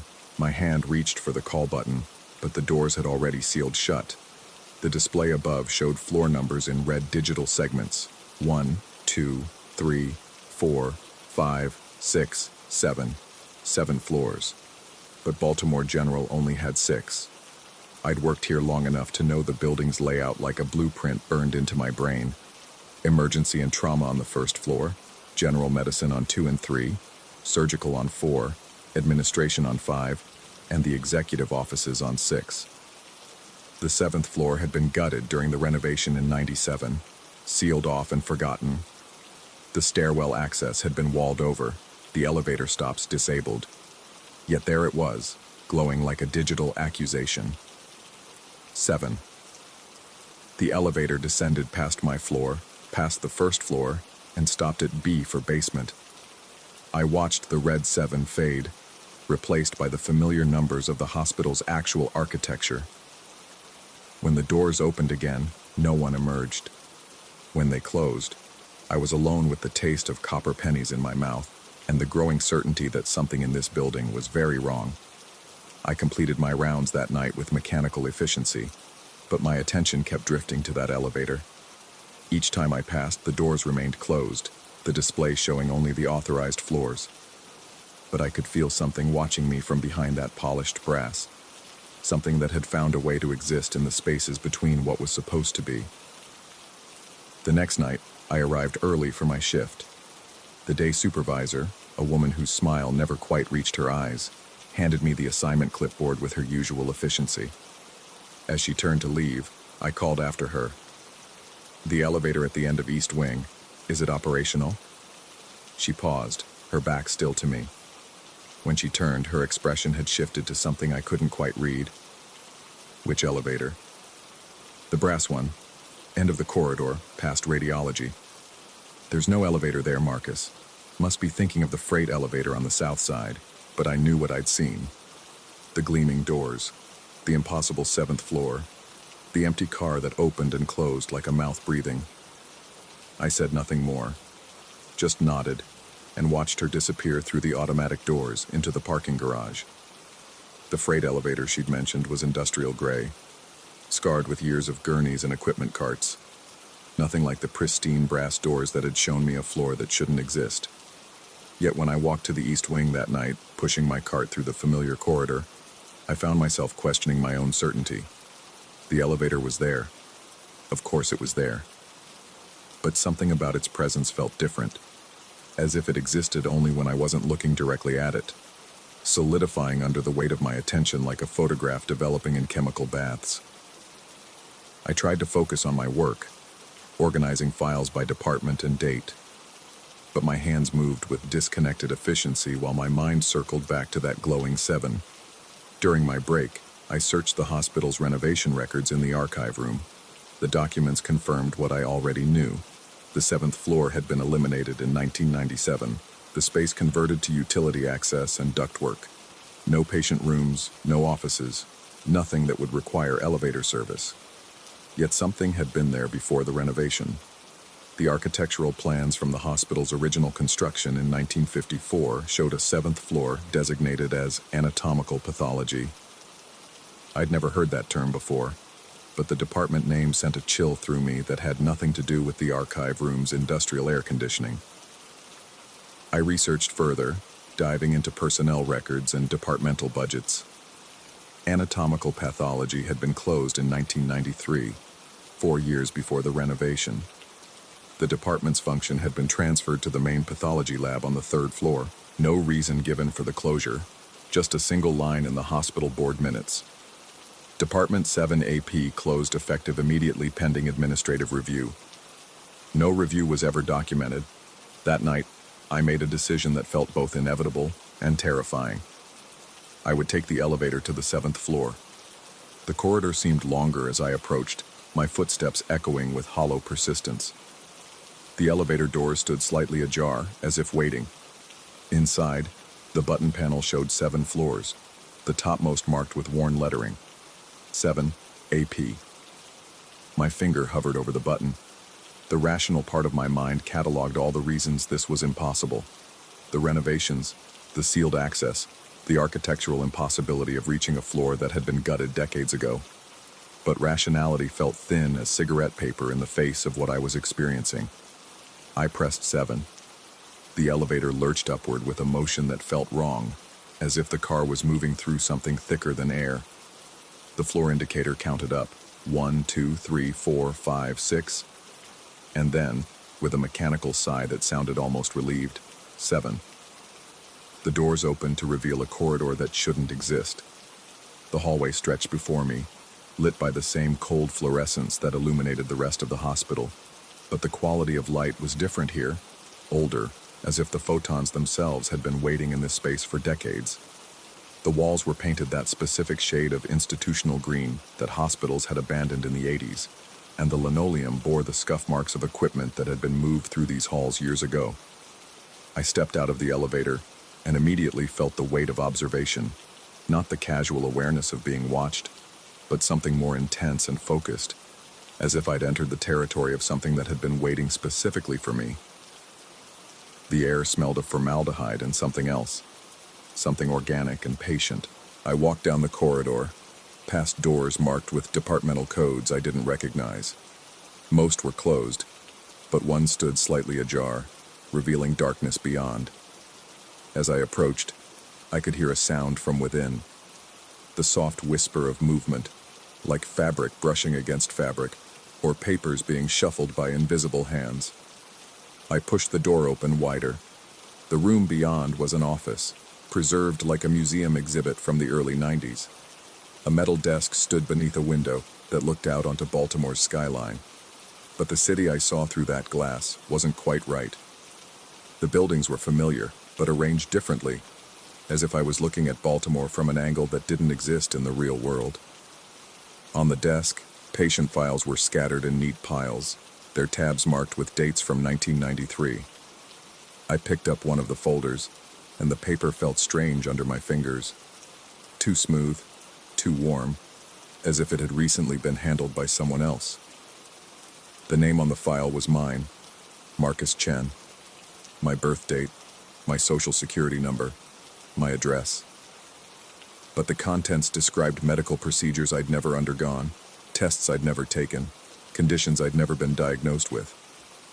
The handwriting was clinical, precise, documenting a version of my life that had never happened. Or perhaps a version that was happening now, being written in real time by the same invisible presence I could feel watching me from the corners of this impossible room. I flipped through more files.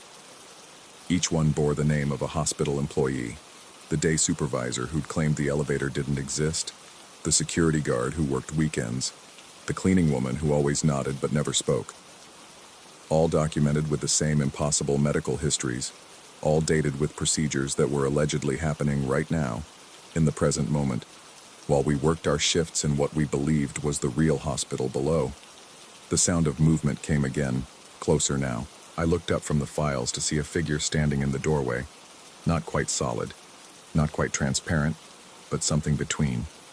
It wore a white coat that seemed to absorb light rather than reflect it, and where its face should have been was only a smooth expanse of pale skin. It raised one hand, pointing at me with a finger that was too long, too thin, too precise. When it spoke, the voice came from everywhere and nowhere, echoing off the walls of my skull rather than my ears. "You're late for your appointment, Marcus." I ran. The elevator doors were closing as I reached them, but I squeezed through, gasping as the car dropped with that same wrong motion, as if falling through something that resisted its passage. When the doors opened on the first floor, I stumbled out into the familiar hospital corridor, my hands shaking as I gripped the cart's handle. But the cart was different now. The wheels were wet, leaving dark tracks on the dry linoleum as I pushed it toward the file room.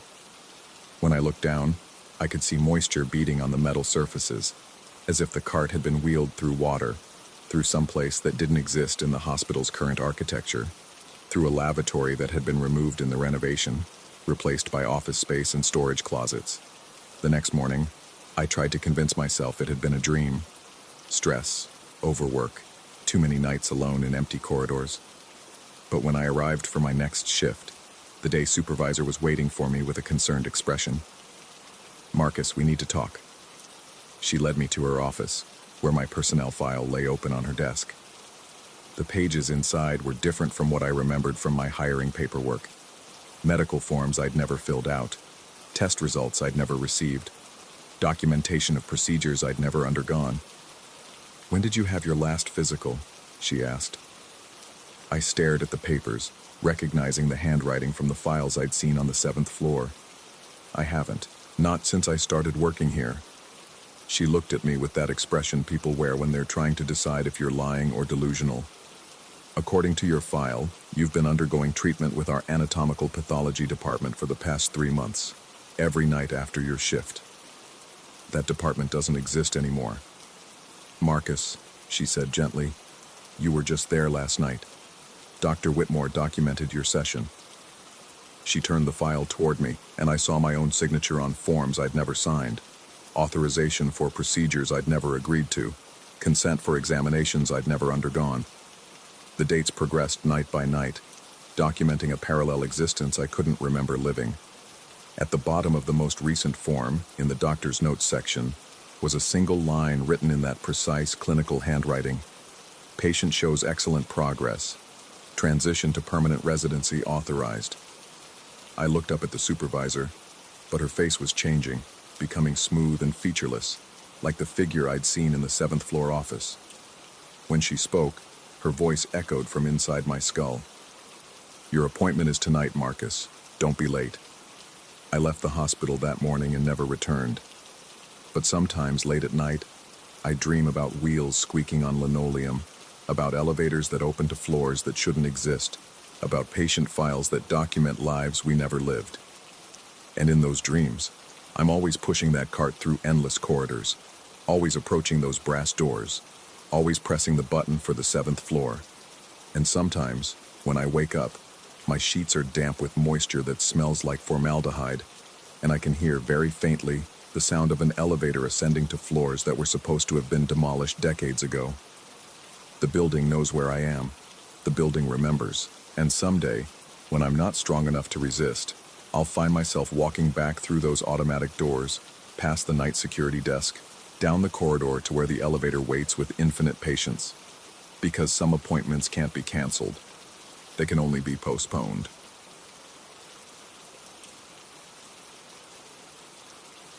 Story 6.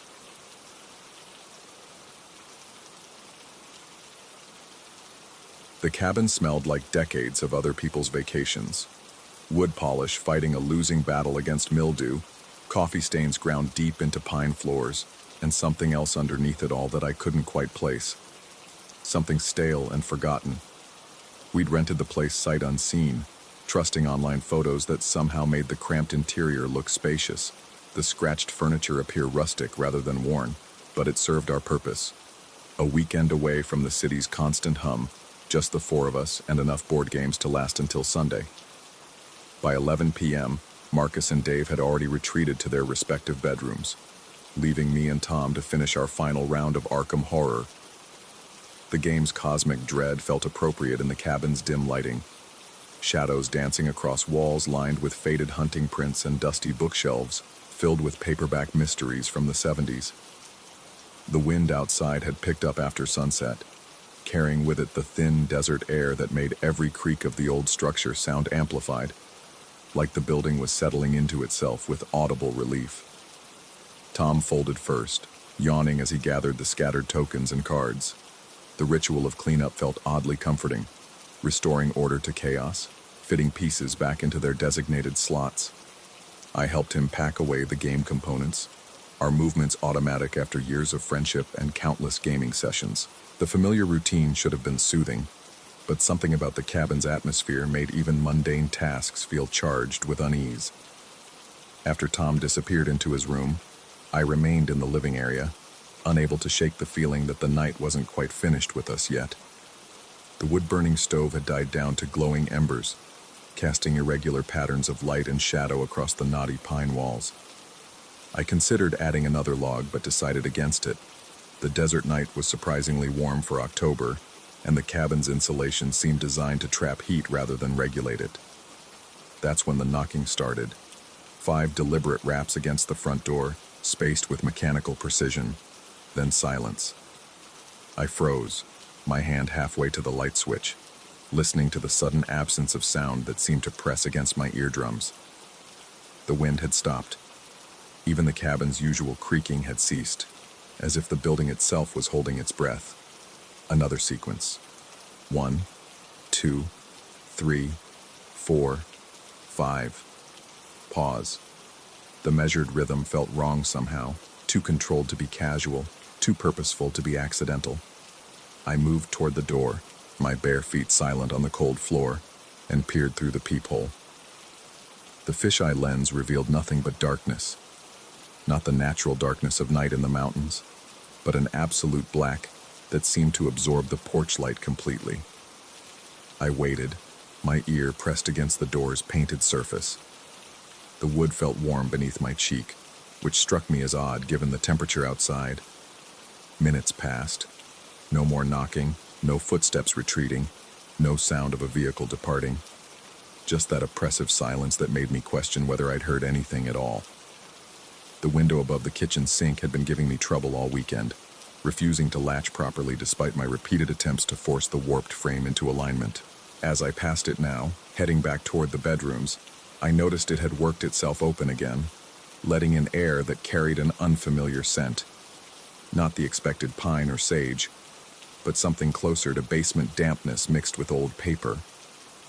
I gripped the window frame and pulled downward, expecting the usual resistance from the swollen wood. Instead, I felt immediate pushback, as if someone on the other side was pulling in the opposite direction. My rational mind cataloged the possibilities: wind pressure, thermal expansion, a loose weight in the window's pulley system. But the glass remained perfectly still, not even a vibration to suggest external forces at work. The pressure increased. My knuckles went white as I strained against whatever was opposing me, the muscles in my forearms burning with the effort. Through the glass, I could see nothing but my own reflection superimposed over the darkness beyond, a distorted version of myself, eyes wide with an expression I didn't remember making. Then I heard it, a whisper so faint, it might have been the sound of my own breathing, but distinct enough to make out words. Let me out. Not the expected let me in that would make sense for someone outside trying to gain entry, but out, as if the speaker was trapped somewhere within the cabin itself. My grip on the window frame slackened, and it immediately slammed shut with enough force to rattle the glass. The sudden noise seemed to break whatever spell had fallen over the cabin. The wind resumed its desert song, the walls returned to their familiar creaking, and the normal sounds of night reasserted themselves. But the whisper echoed in my memory with uncomfortable clarity. I stood there for several minutes, studying my reflection in the now secure window, trying to convince myself that stress and altitude had combined to create an auditory hallucination. The explanation felt thin, inadequate, but it was the only one that didn't require me to believe in things that couldn't exist. As I turned away from the kitchen, my gaze fell on the hallway that led to the bedrooms. Something was different about the closet door, a narrow wooden panel set between Dave's room and the bathroom. Earlier in the day, I'd noticed it standing slightly ajar, revealing a glimpse of shelves stocked with cleaning supplies and extra linens. Now it was closed, and the brass knob was turned to the locked position. I approached the door with the careful steps of someone navigating a house full of sleeping people, though the thick walls would likely muffle any reasonable amount of noise. The door handle felt ice cold under my palm, cold enough to make me wonder if there was some kind of air conditioning vent nearby. I tried turning it, confirming what I already knew. It was locked from the inside. The impossibility of this struck me with physical force. Interior closets didn't have deadbolts. Even if they did, how could someone lock themselves inside a space barely large enough to hold a vacuum cleaner? I pressed my ear to the door, listening for any sound that might explain the situation. Instead of silence, I heard something that made my skin crawl. The soft, rhythmic sound of breathing that wasn't quite human. Too measured, too deep, like someone consciously controlling their respiration. The smell hit me then, seeping around the doorframe with the persistence of smoke. Stagnant air, thick with the odor of confinement and neglect, as if something had been sealed away for far too long. It carried undertones I recognized but couldn't place. Mothballs and dust, certainly, but also something organic and wrong, like flowers left too long in water. I backed away from the door, my heart hammering against my ribs with enough force to make me dizzy. The hallway suddenly felt impossibly narrow, the walls pressing inward with each step I took toward my own room. Behind me, I could swear I heard the soft sound of the door handle turning, metal against metal in the darkness I'd left behind. Sleep became impossible. I lay in the narrow bed, listening to every sound the cabin made, cataloging each creak and sigh, and trying to determine which were normal and which might indicate something else entirely. The heating system cycled on and off with irregular timing, sending warm air through vents that seemed to whisper secrets in languages I almost understood. My travel alarm clock ticked with mechanical precision, each second stretching into minutes in the darkness. Sometime after 2 a.m., I heard footsteps in the hallway, slow, deliberate, bare feet on hardwood. They paused outside my door for what felt like hours before continuing toward the kitchen. I told myself it was Tom or Marcus getting water, a perfectly reasonable explanation that didn't account for the unnatural length of the stride, or the way the footsteps seemed to echo from inside the walls rather than on the floor. When morning finally arrived, I found the others in the kitchen, preparing coffee and discussing plans for hiking in the nearby national forest. They looked rested, cheerful, completely untouched by the night's strangeness. I mentioned the knocking, testing the waters of normal conversation, and received blank stares in return. "I didn't hear anything," Tom said, pouring coffee into a chipped mug. "Slept like a baby." Dave nodded agreement, already studying trail maps spread across the kitchen table. "These old places make all kinds of noise, probably just the wind." Marcus was examining the kitchen window, the same one that had given me so much trouble. It opened and closed smoothly under his hands, the frame sliding without resistance. "Seems fine to me," he announced. Maybe it just needed to dry out overnight. I wanted to argue, to insist that something was wrong with this place, but the morning light streaming through clean windows made my concerns seem foolish and overblown. The hallway closet stood open again, revealing the same mundane collection of supplies I'd seen on our arrival. The door handle turned freely in both directions, showing no sign of the locking mechanism I'd encountered in the darkness. We spent the day hiking, and I let the desert sun and physical exertion burn away most of my anxiety. The mountains were beautiful, harsh and ancient in a way that made human concerns feel temporary and small. By evening, I'd convinced myself that altitude adjustment and too much caffeine had combined to create a night of heightened imagination.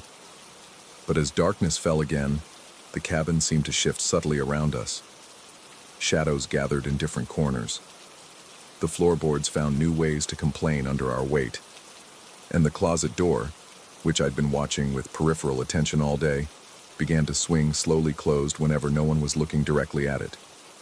The second night brought the same knocking. 5 measured raps, silence, 5 more raps.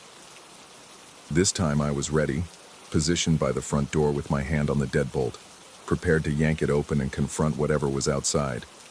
But when I turned the lock and pulled, the door wouldn't budge. Not stuck, not blocked, but held in place by some force that felt almost magnetic in its consistency. Through the peephole, I saw the same absolute darkness, but now it seemed to pulse with its own rhythm, expanding and contracting like something alive. The brass fitting around the lens felt warm against my forehead, uncomfortably warm, as if heated from the other side. Behind me, I heard the whisper again, clearer now. "Let me out." Definitely coming from the hallway, from the direction of the closet. When I turned to investigate, I found the door closed and locked once more, the handle refusing to turn despite my increasing desperation. This time I couldn't dismiss what was happening as imagination. I grabbed a flashlight from the kitchen and examined the door more carefully, looking for some mechanism that might explain how it was locking itself.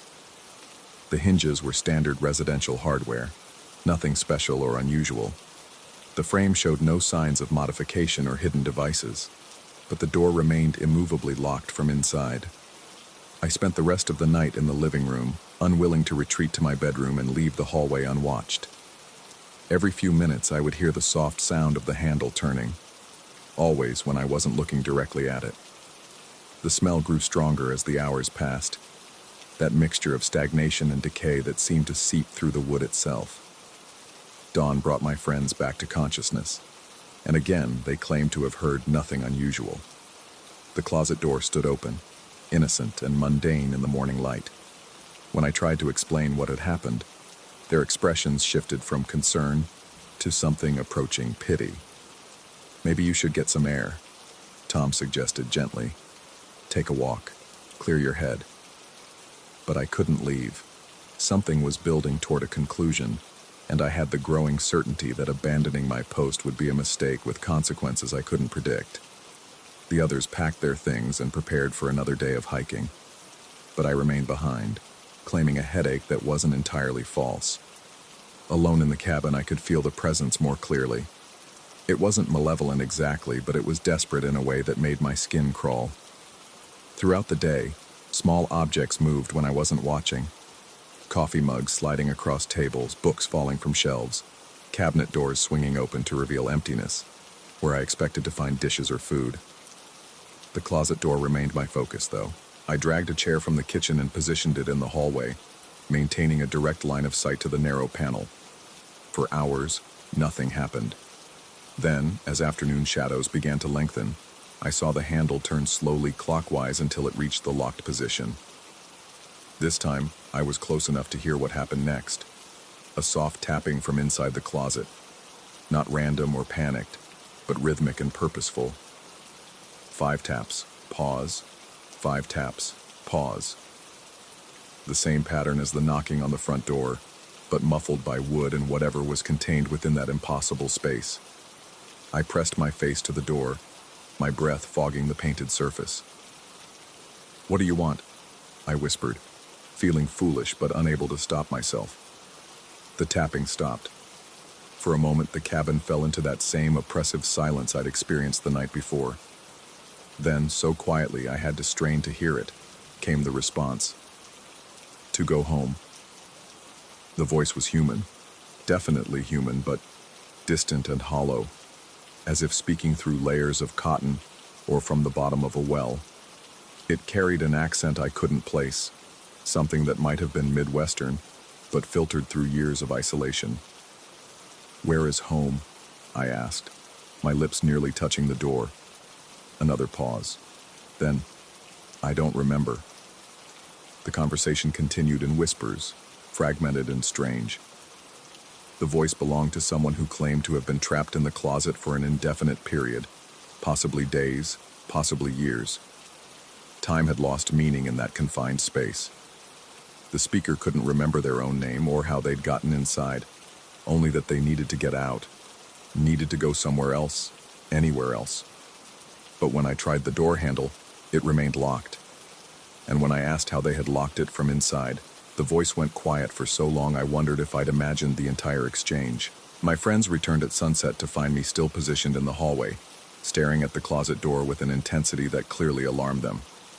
They insisted I join them for dinner, practically dragging me to the kitchen table and forcing food into my hands. Their conversation felt forced, too cheerful, as if they were trying to counteract some spreading infection of unease. "We should head back tomorrow," Dave suggested during a lull in the forced joviality. "Get back to civilization." The others agreed quickly, too quickly. I realized they were as affected by the cabin's atmosphere as I was, but they were choosing to ignore it rather than confront it. Their strategy might have been wiser than mine, but it was too late for me to follow their example. Something in this place had chosen me as its focus, and I couldn't walk away without understanding what it wanted. That night, the third night, everything came to a head. The knocking started earlier, before full darkness had fallen, and continued with increasing frequency. 5 raps every few minutes, each sequence seeming to echo from a different location. Sometimes the front door, sometimes the windows, sometimes from inside the walls themselves. My friends huddled in the living room, no longer pretending they couldn't hear the sounds. Their faces had taken on the pallor of people confronting something they'd rather not acknowledge. When the closet door slammed shut with enough force to shake the entire cabin, Dave jumped to his feet with panic in his eyes. "We're leaving," he announced. "Right now. Tonight." But the front door wouldn't open. Like my experience the previous night, it seemed held in place by some invisible force. The windows were equally immovable, as if the cabin had decided to keep us inside until whatever was happening reached its natural conclusion. The smell from the closet had grown overwhelming, filling the entire structure with the odor of confinement and decay, and the voice, when it came, was loud enough for everyone to hear. "Let me out, please. I need to go home." Tom was the first to break. He ran to the hallway and threw himself against the closet door, pounding with his fists and screaming at whatever was inside to leave us alone. The door absorbed his blows without trembling, solid as stone despite its thin construction. That's when I noticed something that should have been obvious from the beginning. The closet door was identical to every other interior door in the cabin, but it was hanging in a frame meant for a much larger opening. The doorway had been modified, reduced in size by additional framing that created gaps and inconsistencies in the surrounding wall. I ran to the kitchen and returned with a screwdriver, attacking the hinges with desperate energy. The screws came out easily, too easily, as if they'd been loosened recently. When the door finally came free, it fell forward with a weight that seemed impossible for its size, crashing to the floor with a sound like breaking bones. Behind it was not a closet, but another door, older, heavier, with hardware that belonged to a different era entirely. This door was locked with a deadbolt, and scratched into its surface were dozens of marks, like someone had been counting days or years with their fingernails. The scratches formed patterns I almost recognized, symbols that might have been letters or numbers worn down by repetition and time. At the bottom of the door, barely visible in the flashlight's beam, someone had carved a single word: home. As I stared at this inner door, trying to process its implications, the scratching sound began, not tapping this time, but the slow, deliberate scrape of something sharp against wood. New marks were being added to the collection, and I realized with mounting horror that I could hear fingernails wearing away against the door's surface. The sound stopped abruptly. In the silence that followed, I heard the deadbolt turn with a click that seemed to echo through the entire cabin. The door swung open slowly, revealing not the cramped interior of a closet, but a darkness so complete it seemed solid. From that darkness came a figure that might once have been human. It moved with the careful, uncertain steps of someone who hadn't walked in years, its limbs thin and pale as paper. When it turned toward us, I saw a face that was perfectly ordinary, except for the eyes that held the desperate confusion of someone who had been lost for far too long. "Which way is home?" it asked in the same hollow voice I'd been hearing. "I've been trying to remember, but everything looks the same from in there." My friends had fled. I could hear them shouting and crying from the bedrooms where they'd barricaded themselves, but I remained in the hallway, transfixed by this impossible encounter. The figure looked at me with something approaching gratitude, as if I were the first person who'd bothered to listen. "How long have you been in there?" I managed to ask. It considered the question with the slow deliberation of someone for whom time had become meaningless. "Since the knocking started," it finally answered, "but I don't remember when that was." The implication hit me like physical force. This thing, this person, had been listening to the same 5-knock pattern I'd been hearing. It had been trapped inside that impossible space, hearing the rhythm from outside, just as I'd been hearing its voice from within.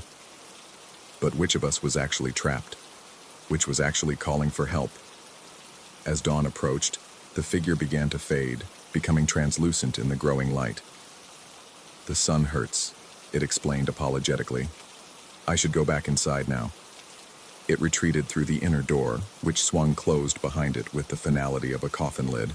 The deadbolt turned again, locking from the inside, and the scratching resumed, patient, methodical, counting off time in a place where time had no meaning. By the time my friends emerged from their rooms, pale and shaken, the closet had returned to its original configuration. The inner door was gone, replaced by shelves of cleaning supplies and spare linens. The scratches I'd seen carved into ancient wood were nowhere to be found. Even the modified doorframe had somehow restored itself to normal proportions. We left the cabin that morning without discussing what had happened. The front door opened easily now, the windows moved freely in their frames, and our luggage fit into the car as if we were simply ending an ordinary vacation. But I couldn't shake the feeling that we'd solved nothing, only temporarily interrupted something that would continue long after we were gone. Months later, I found myself researching the cabin's history online, digging through property records and local newspapers for any mention of disappearances or unusual events. What I discovered made sleep difficult. The cabin had been the site of multiple unexplained incidents over the decades, always involving visitors who reported the same phenomena I'd experienced. Some had fled after a single night. Others had extended their stays indefinitely, as if reluctant to leave something unfinished. One article from 1987 mentioned a family who'd rented the cabin for a week but never checked out. When the owners investigated, they found the building empty, but immaculately clean, as if the family had simply evaporated. Personal belongings remained in the bedrooms, meals sat half-finished on the kitchen table, but the people themselves were never found. Another incident from 1994 involved a group of college students who called the sheriff to report that one of their friends had gotten lost inside the cabin. When deputies arrived to investigate, they found only 3 students where there should have been 4, and the missing person's friends could not agree on basic details about him: his name, his appearance, or even whether he had actually existed at all. The pattern was always the same. People would arrive for ordinary vacations and encounter something that challenged their understanding of reality. Most would leave immediately, carrying with them stories they preferred not to tell. But a few would stay, drawn by the same compulsion that had kept me listening at that closet door, trying to solve a puzzle that might not have a solution. I never returned to the cabin, but I think about it often, particularly late at night, when the world is quiet enough to hear sounds that might not actually be there. I find myself listening for that familiar pattern: 5 knocks, pause, 5 knocks, and wondering whether the voice I heard was trying to escape from that impossible space, or whether it was trying to lure me inside. The most disturbing possibility is one I've never voiced to anyone. What if the figure I saw that final night was real, but it wasn't the one who'd been trapped? What if it had finally found its way out by convincing someone else to take its place? What if the knocking I heard wasn't a call for help, but a countdown, marking time until the door could be opened from the outside and the exchange could be made? Sometimes, in the moments between sleep and waking, I catch myself scratching marks into the wall beside my bed. Simple vertical lines, clustered in groups of 5. I tell myself it's just a nervous habit, but the marks are always there in the morning, worn into the paint with the same desperate persistence I remember from that inner door. And sometimes, very late at night, I think I can hear knocking. Story 7. The fluorescent light in my loft buzzed with that particular frequency that crawled under your skin after midnight, when the city's ambient noise died down enough to notice these things. I'd been hunched over my editing station for 14 hours straight, splicing together footage for a documentary about urban decay. Fitting, considering the state of this converted warehouse district. My eyes burned from staring at the timeline, frame by frame, hunting for the perfect cut. That's when I first noticed it. I'd stretched, rolling my shoulders back, catching my reflection in the antique mirror mounted on the brick wall behind my workstation. The mirror had come with the loft, a Baroque piece with an oxidized metal frame that the previous tenant had left behind. Usually I ignored it, but something felt off. A delay. Subtle. Like watching a badly dubbed movie where the lips don't quite sync with the words. I raised my hand. The reflection followed, but a heartbeat too late. Maybe a 1/10 of a second. Nothing dramatic. Just enough to make my brain hiccup, the way it does when you expect 1 step but find 2. I chalked it up to exhaustion. Caffeine crash. The kind of micro-hallucination that comes with pushing deadlines and surviving on energy drinks. I finished the rough cut, saved my work, and crashed on the futon that doubled as my couch.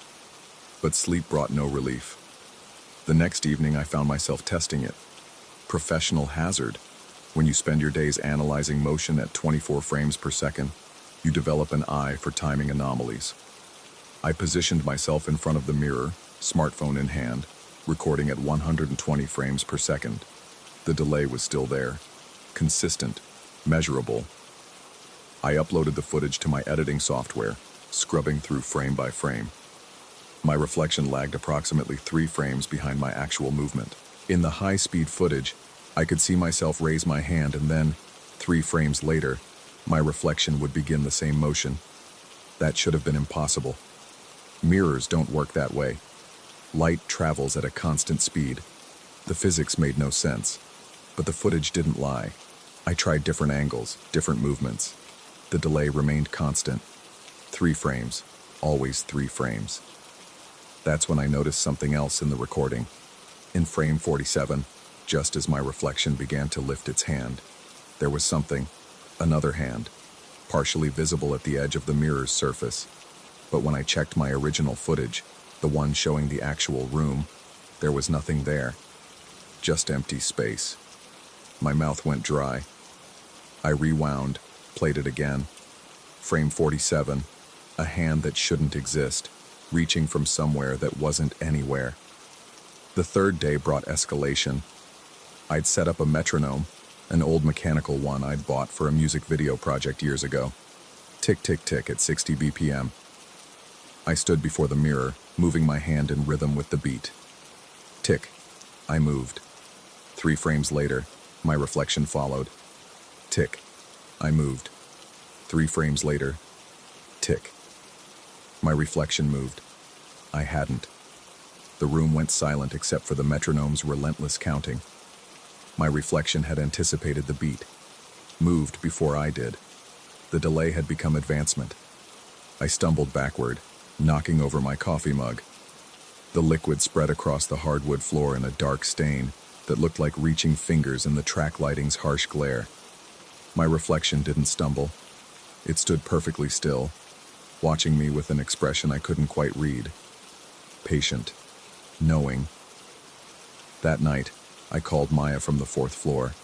She was the closest thing to a friend in this building, a photographer who understood the peculiar madness of creative work. I explained the situation in careful, measured terms, trying not to sound like I was losing my grip on reality. Her response was predictably skeptical. Sleep deprivation played tricks. Old mirrors could be warped. The building's wiring was ancient. Maybe electrical fields were interfering with my equipment, but she agreed to come down and take a look. Maya spent an hour in my loft, watching me demonstrate the phenomenon. She saw nothing unusual. The mirror reflected normally. No delay, no advancement.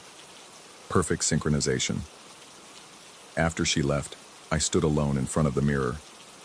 My reflection raised its hand and gave me a small, almost imperceptible shake of the head. Don't. The gesture was subtle enough to dismiss as imagination, but the timing was wrong. It happened before I'd decided to reach for my phone to call Maya back. Work became impossible. I'd catch glimpses of my reflection in computer screens, in the chrome surface of my coffee machine, in the black screen of my powered-down monitor. Always that small shake of the head. Always the unspoken word, don't. Don't edit that sequence. Don't answer that email. Don't go into the kitchen.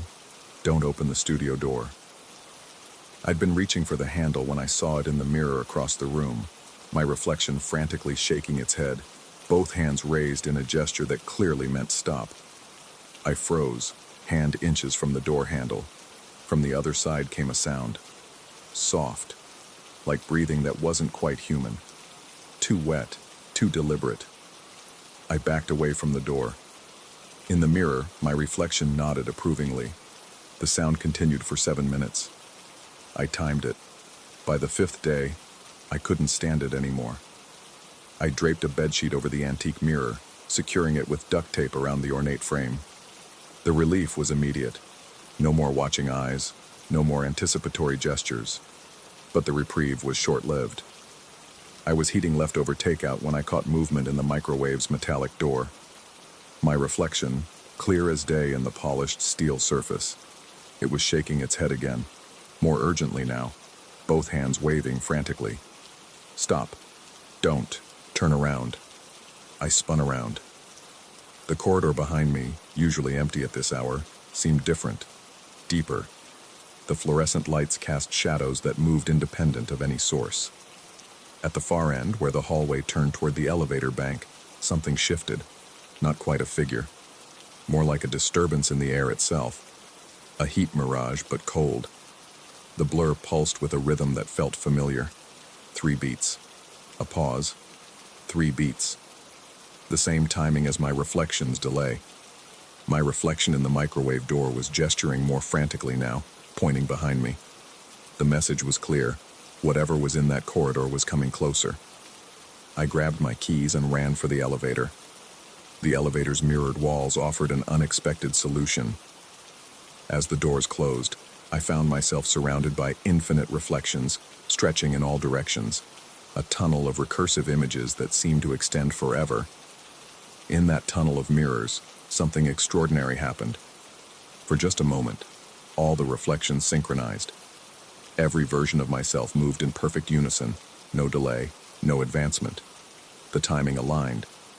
And in that moment of perfect synchronization, the blur in the corridor stopped.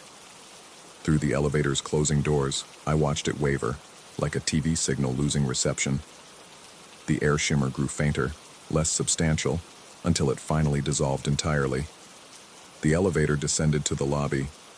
Jimmy, the night doorman, looked up from his newspaper and nodded. "Working late again?" he asked. I managed a weak smile and headed back upstairs. That was 3 weeks ago. The mirror works normally now. Perfect reflection, precise timing. I've removed the bedsheet. My reflection behaves exactly as it should. No more delays, no more warnings. Except at 3:11 a.m. Every night, at exactly 3:11, I catch my reflection moving just slightly ahead of me. A subtle gesture, a small nod. Thank you. I've started staying awake until 3:12 just to see it happen, to acknowledge the acknowledgement. Because I understand now what my reflection was trying to tell me, what it was warning me about. Some doors shouldn't be opened. Some corridors are best left unexplored. Some delays in our reality serve a purpose. They're not glitches to be fixed, but barriers to be maintained. The documentary about urban decay was never finished. I deleted the footage, along with all the mirror recordings. Some stories are better left untold, but I keep the metronome on my desk, and sometimes late at night, I let it run. Tick, tick, tick at 60 BPM. Perfect timing, perfect rhythm. And at 3:11 a.m., for just one beat, my reflection smiles. The building is quiet at that hour. The fluorescent lights buzz their familiar tune, and somewhere in the space between the tick and the talk, between the action and the reflection, something that was never meant to cross over remains safely on the other side, where it belongs, where it must stay. Don't. Story 8. The Meridian Building's lobby clock chimed 11 times as I settled into my office chair, the sound echoing through 47 floors of Art Deco emptiness above me. 23 years I'd been working nights in Cincinnati, and I thought I'd seen everything this old building could throw at me. The coffee was still warm in my thermos, my security monitors glowed their familiar blue, and the heating system hummed its usual mechanical lullaby. That's when I saw it. A manila folder sat dead center on my desk, one that hadn't been there when I'd stepped out to check the lobby doors 10 minutes earlier. The yellowed tab read, Building Operations Manual, Night Shift Protocols, in faded typescript. My chest tightened. In all my years managing overnight operations, I'd never seen this particular manual. I lifted the cover with careful fingers. The pages inside were brittle. Typewriter struck text on paper that smelled of cigarettes and decades. Someone had bookmarked page 47 with a torn piece of cardboard. The header read, Section 12, Eastern Wing Routine, 23 hours. The instructions were precise, almost clinical. Proceed to basement level 2. Enter boiler room C. Manually verify valve positions A and B are in operational ready status. Duration, 12 minutes maximum. I'd never heard of valves A and B, and I'd been down to that boiler room hundreds of times. But something about the manual's presence, the way it seemed to have materialized from thin air, made me pick up my flashlight and keys.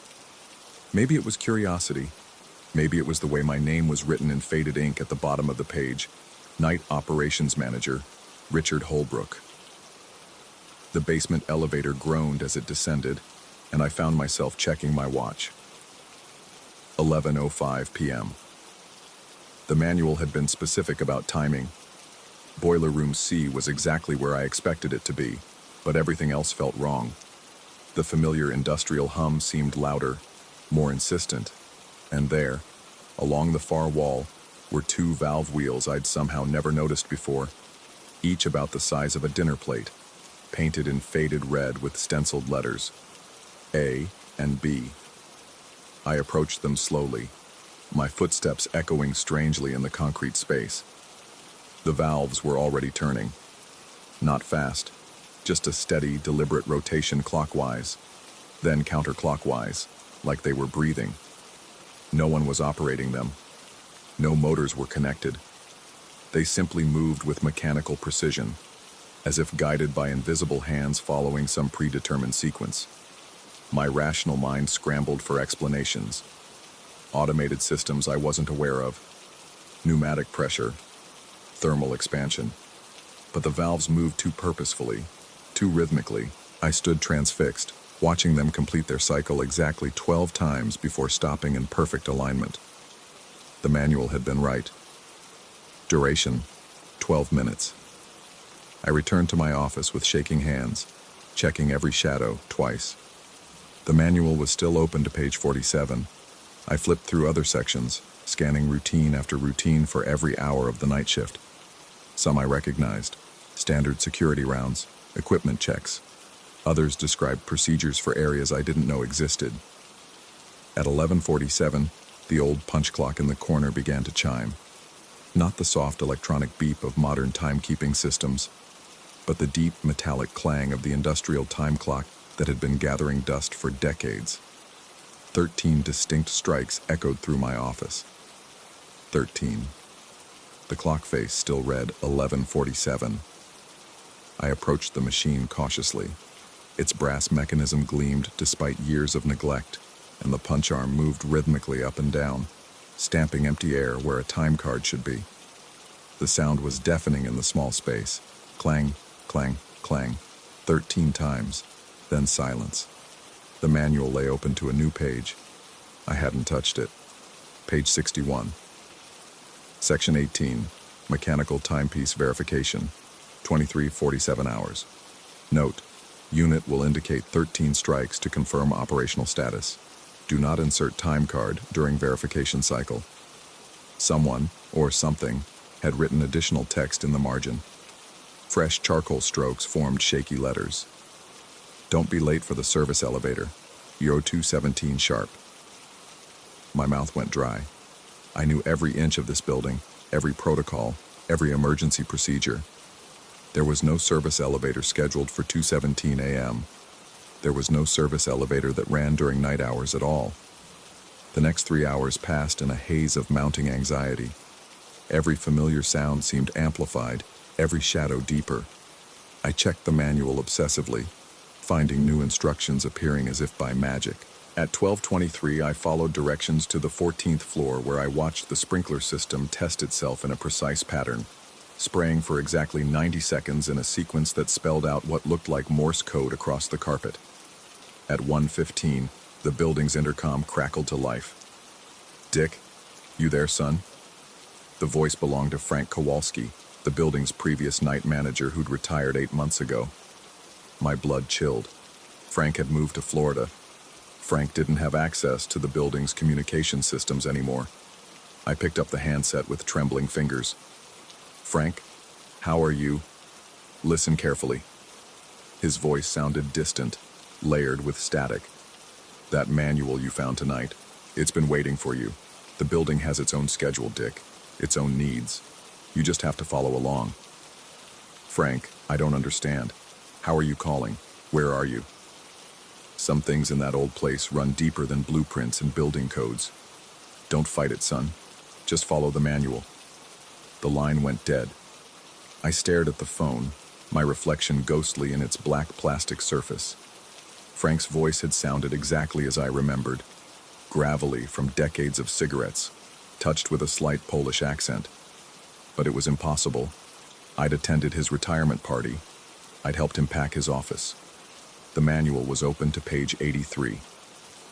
Section 24, Communication Verification, 01:15 hours. Former personnel may provide guidance during transition periods. Duration, 3 minutes maximum. Below the typed text, more charcoal writing had appeared. Trust the schedule. The building remembers everything. At 2:15, 2 minutes before the mysterious service elevator appointment, I stood in the lobby clutching the manual like a lifeline. Every instinct screamed at me to leave, to abandon the building and call in sick for the rest of the week. But something deeper kept me rooted in place, a compulsion I couldn't name. The service elevator's brass gates opened with a grinding shriek at exactly 2:17. I'd ridden that elevator hundreds of times, but tonight it felt different. The cabin smelled of machine oil and something else, something organic and old. The control panel showed buttons for floors I knew existed, B2, B1, 1 through 47. But there was also a button I'd never seen before, marked with a simple X. Without conscious thought, my finger pressed X.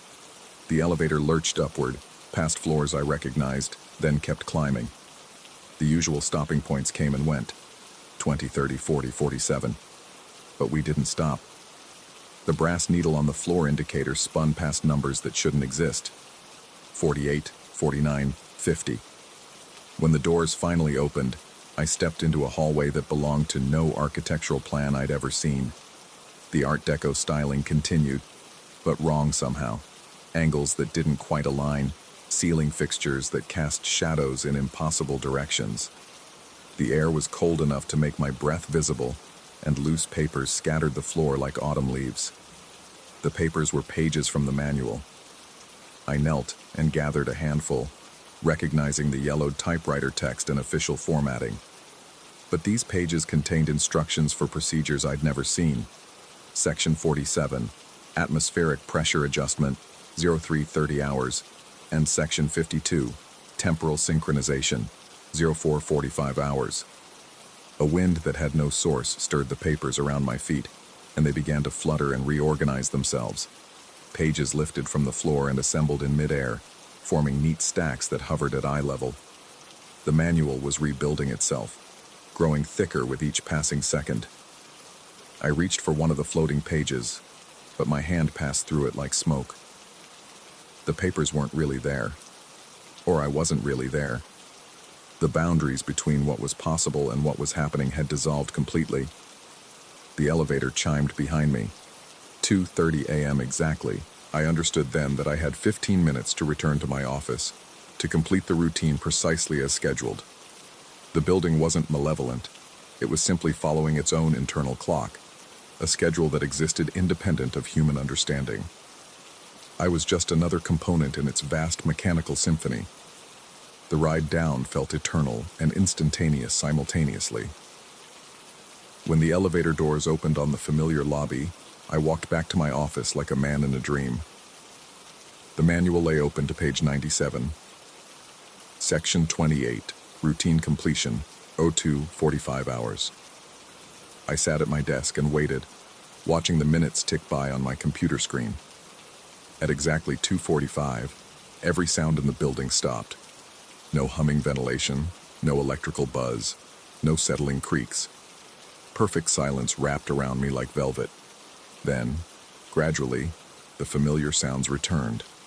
The heating system resumed its mechanical lullaby. The security monitors flickered back to their steady blue glow.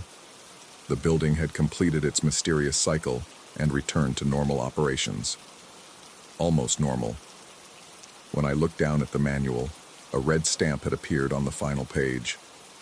Routine completed. Night shift 01. The ink was fresh, still slightly wet. I checked every drawer in my desk, every cabinet in the office. There was no stamp, no ink pad, no device that could have created that mark. The building had somehow stamped its own documentation. I thought about Frank's call, about valves that turned themselves, about elevators that climbed to floors that didn't exist. I thought about the precise timing of every event, the way reality had bent around the manual's instructions like light around a massive object. When my replacement arrived at 7 a.m., I handed over the keys and security codes as usual. I told him about a quiet night, routine maintenance checks, nothing unusual to report. The manual had vanished from my desk, leaving only a faint rectangular impression in the dust. But as I walked to my car in the pre-dawn light, I found myself already anticipating tonight's shift. Somewhere in the building's depths, another manual was waiting. Another set of procedures that existed in the spaces between rational thought and mechanical precision. The Meridian building had accepted me into its secret schedule, made me part of something larger than human understanding. I should have been terrified. Instead, I felt oddly comforted by the idea that some things in this world operated according to rules too ancient and complex for ordinary comprehension. Tonight, I would return to my desk at 11 p.m. sharp. And when the manual appeared, as I was certain it would follow its instructions with the dedication of a man who had glimpsed the hidden machinery that keeps the world turning. After all, the building remembers everything, and now it remembered me. Story 9. The ceiling dropped exactly one palm's width at 2:43 a.m. I know this because I'd been measuring it every night for 3 weeks, ever since I moved into the wooden bungalow on Colley Avenue. The tape measure I jury-rigged to the wall confirmed what my eyes already suspected. Something impossible was happening in this house, something that defied every rational explanation I could muster. By dawn, the ceiling would return to its normal height, as if the house itself had exhaled after holding its breath all night. But the evidence remained. Crystallized salt scattered across my drafting table like snow, the acrid smell of seaweed clinging to the air, and those pale stains spreading across the pine boards overhead like watermarks on a ship's hull. I'm a freelance illustrator, or was before I moved to Norfolk. I make my living observing details, capturing the precise curve of a shadow, or the exact way light fractures through glass. I trust my eyes. But this house was teaching me that trust might be a luxury I could no longer afford. The real estate agent, Janet something or other, had rushed through the showing with the manic energy of someone desperate to close a deal. When I'd asked about the ceiling stains, she'd muttered something about old roof leaks and hurried me toward the kitchen.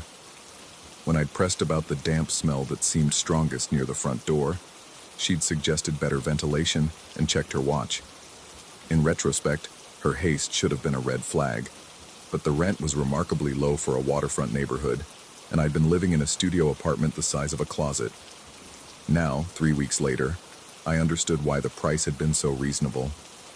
The first night, I'd attributed the strange weight in the air to adjustment anxiety.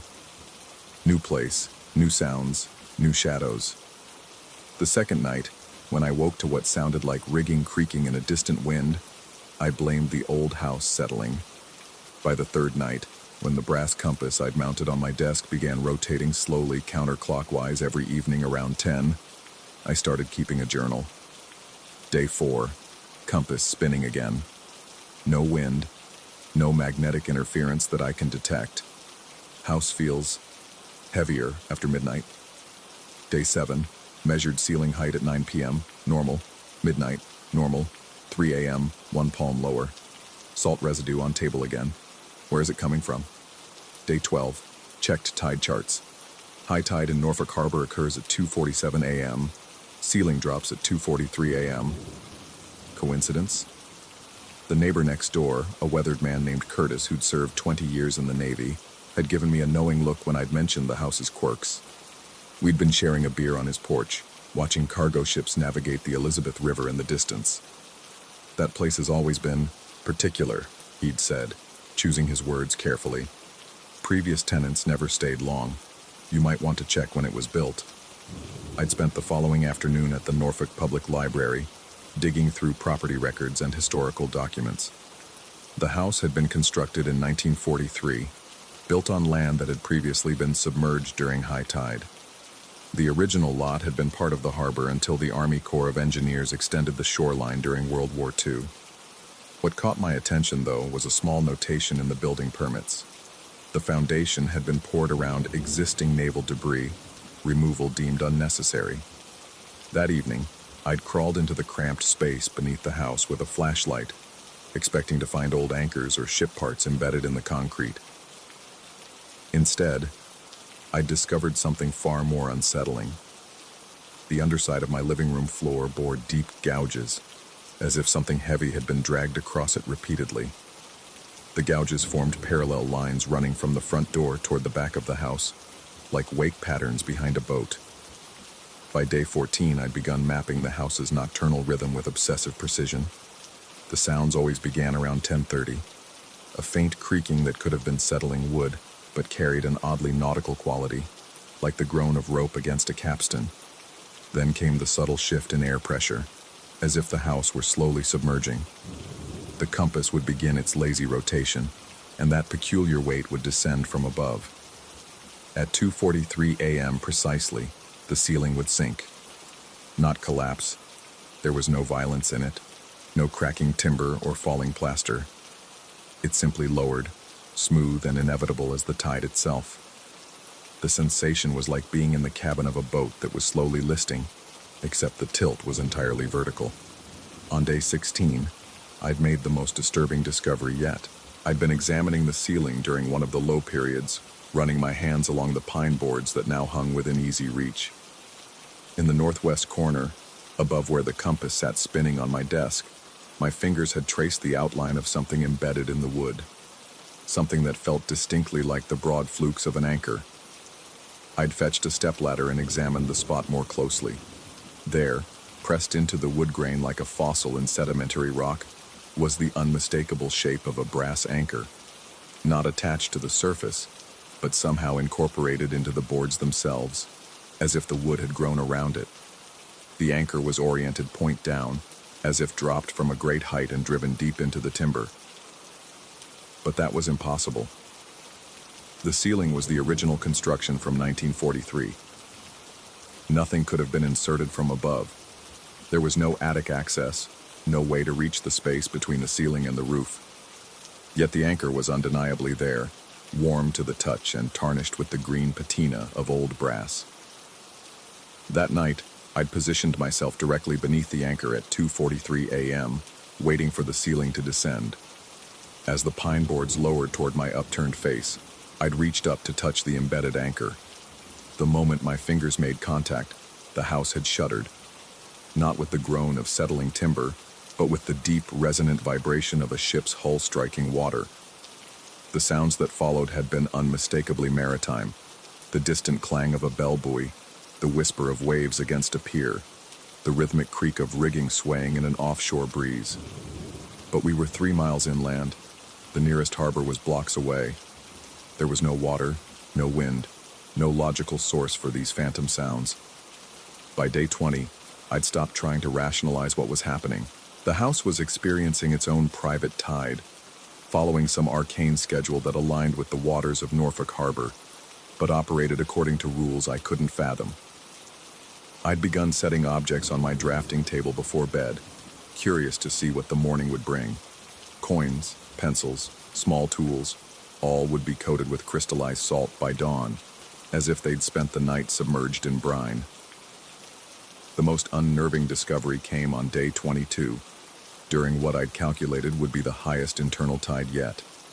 I'd stayed awake, positioned at my desk with a digital timer and notebook, determined to observe the phenomenon at its peak intensity. At 2:43 a.m., the ceiling descended as usual, but this time, as it reached its lowest point, something extraordinary happened. My pencil, lying flat on the desk, began to rise.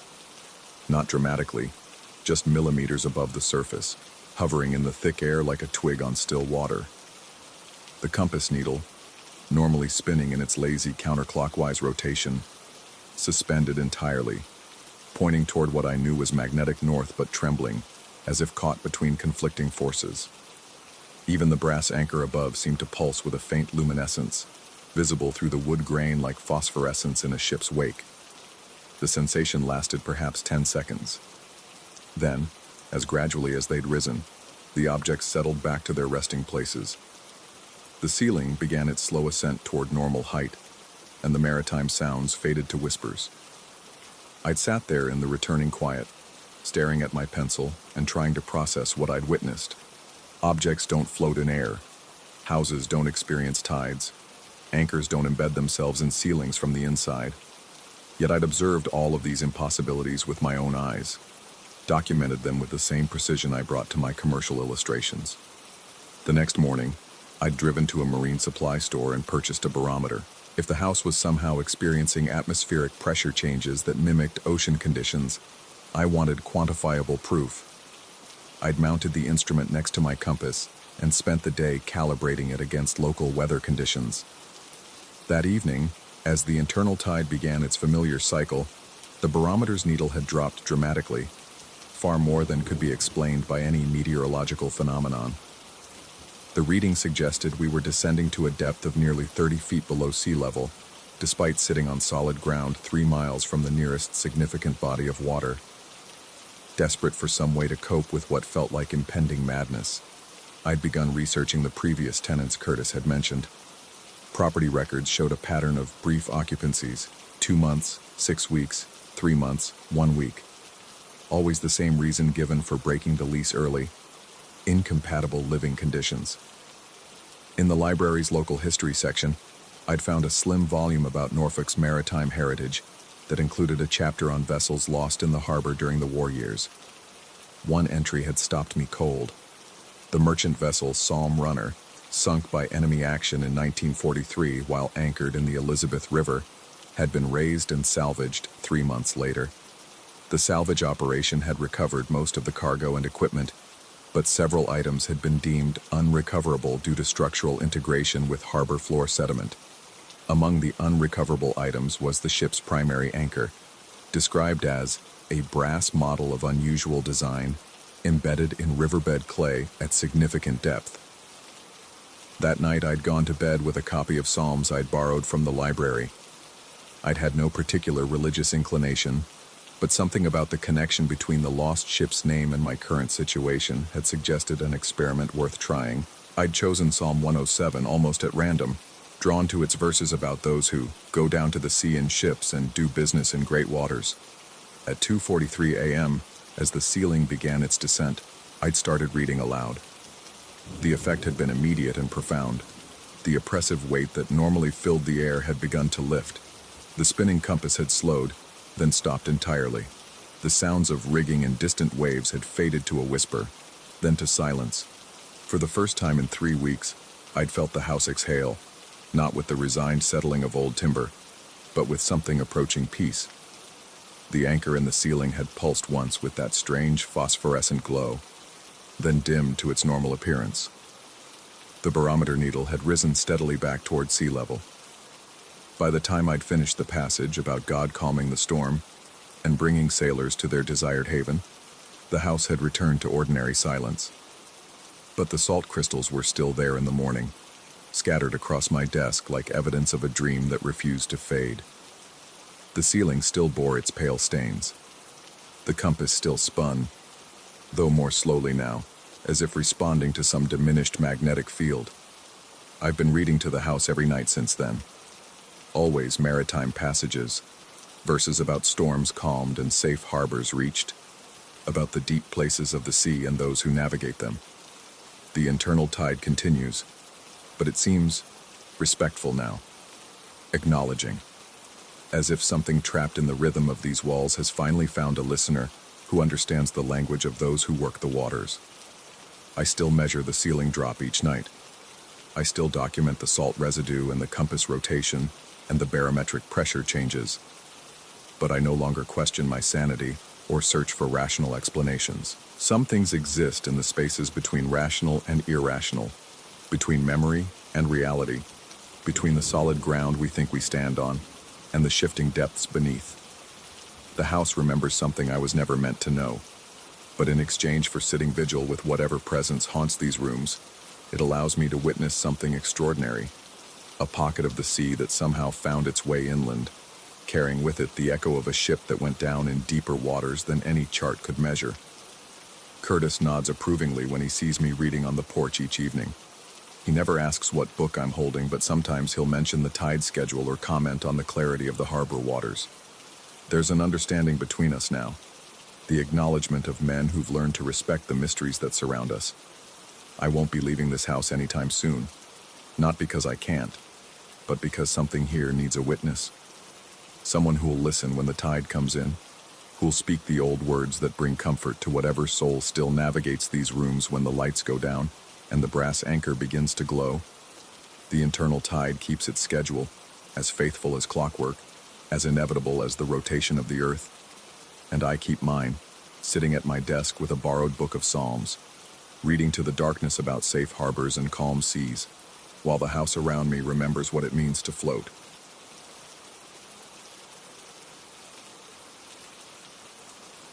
Story 10.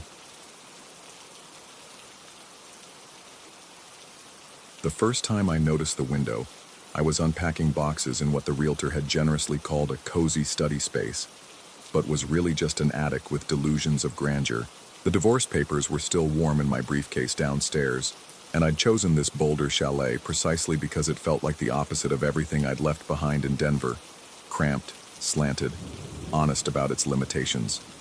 The window shouldn't have been open. I distinctly remembered the contractor, a weathered man named Pete, who'd insisted on showing me every hinge and latch during the walkthrough, demonstrating how this particular window stuck and required a firm upward push to close properly. Yet here it was, hanging wide against a wind that should have slammed it shut. Outside, the late September air moved steadily from the west, carrying the scent of dying leaves and that thin Colorado cold that cuts through wool. Inside the attic, my digital thermometer read 62 degrees, a full 5 degrees colder than the main floor, which made no sense given the heat should rise. I approached the window cautiously, my footsteps creaking on the old pine boards. The wind direction was unmistakable, west to east, strong enough to bend the aspen branches in the yard into desperate arcs. But the window had opened eastward, against that wind, as if pushed from inside by some greater force. When I pressed my palm against the glass, the surface felt warm, almost body temperature, despite the cold reading on my thermometer. I closed the window, fighting against what felt like resistance, like the house itself was trying to exhale. The moment the latch clicked into place, the temperature began to rise. That first week passed in the mundane rhythm of settling in. I hung pictures, arranged my books by subject rather than alphabetically, a small rebellion against the ordered life I'd shared with Margaret, and tried to convince myself that the window incident was nothing more than old house physics and the disorientation of a man whose entire world had shifted.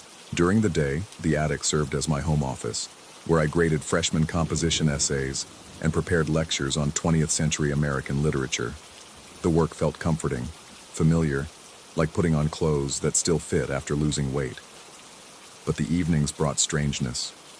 It started with sounds, not the expected settling of old wood or the whisper of wind through loose siding, but something more deliberate.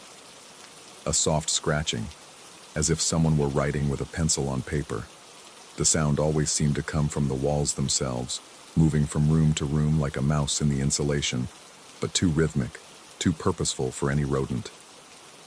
On Thursday evening, while reading Shirley Jackson by lamplight, I heard what I could only describe as a whisper. Not words exactly, but the shape of words, the breath that carries meaning without consonants or vowels.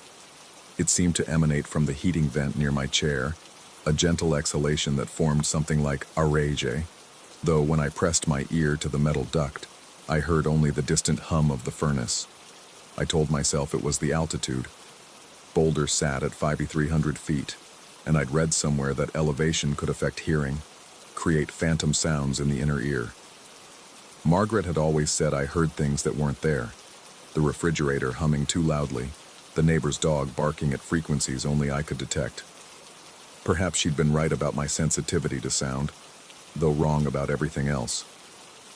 Friday morning brought a revelation that shifted everything.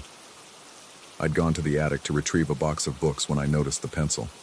A standard yellow number 2, worn down to about 3 inches, lying perfectly centered beneath the problematic window. I was certain it hadn't been there the day before.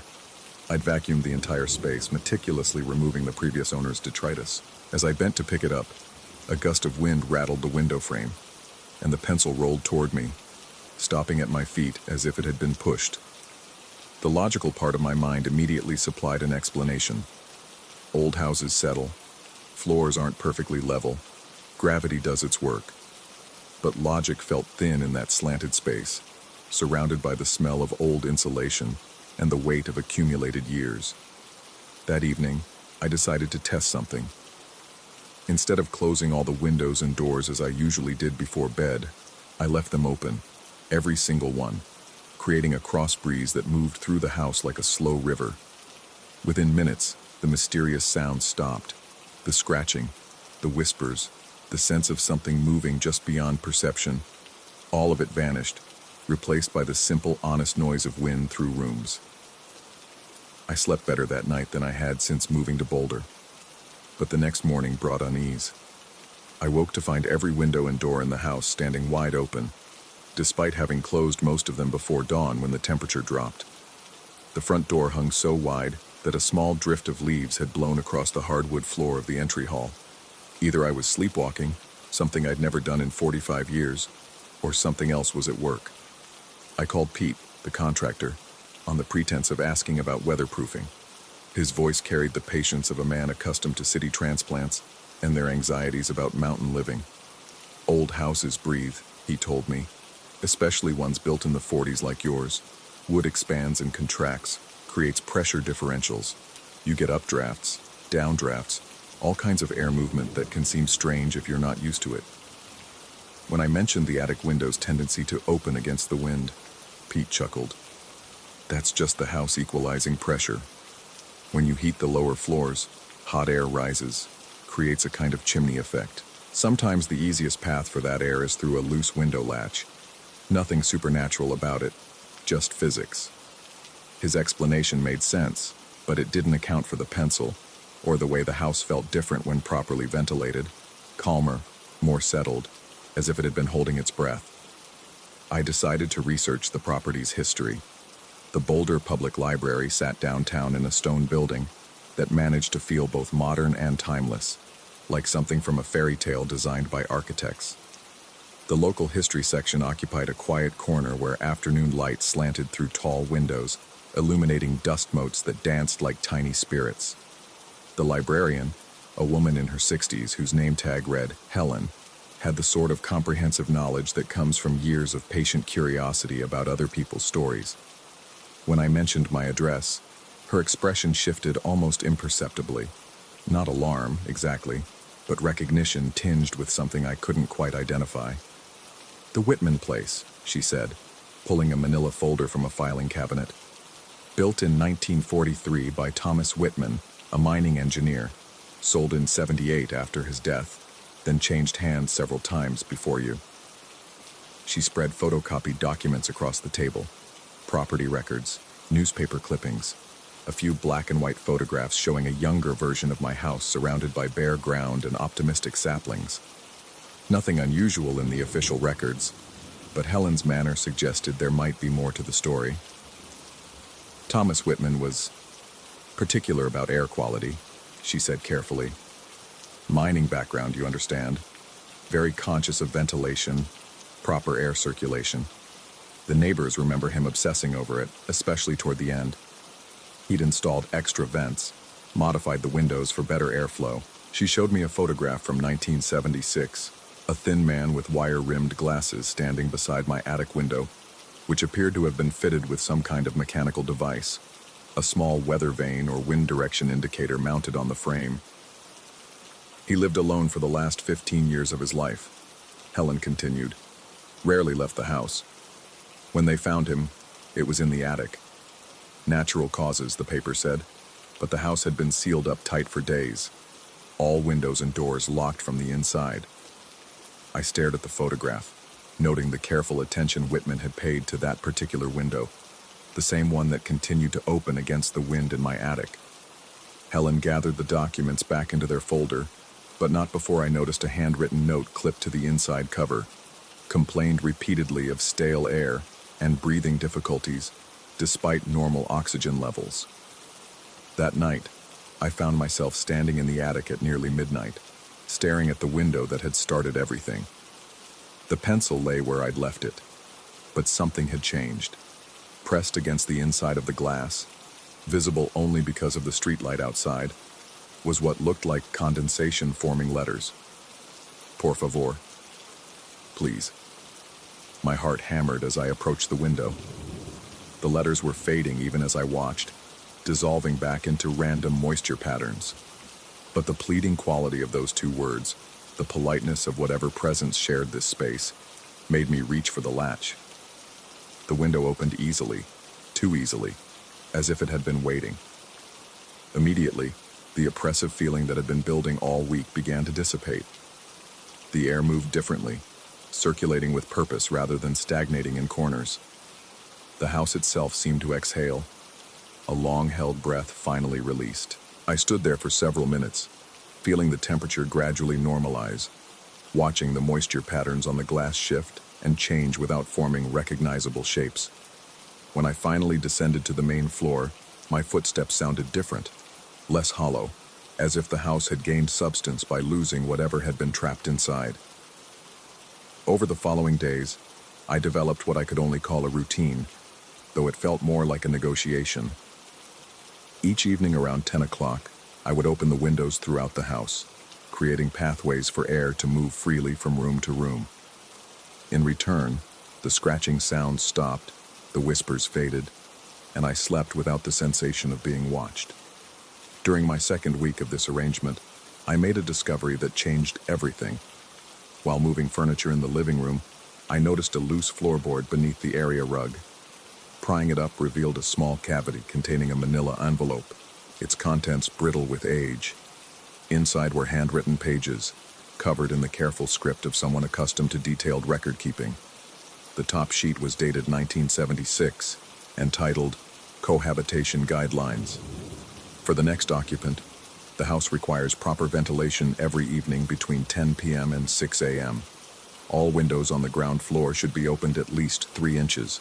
The attic window must be fully opened, regardless of weather conditions. Do not seal the house completely for more than 8 hours. Extended closure creates pressure buildup that manifests as auditory phenomena. A pencil should be left beneath the attic window as an indicator of air movement.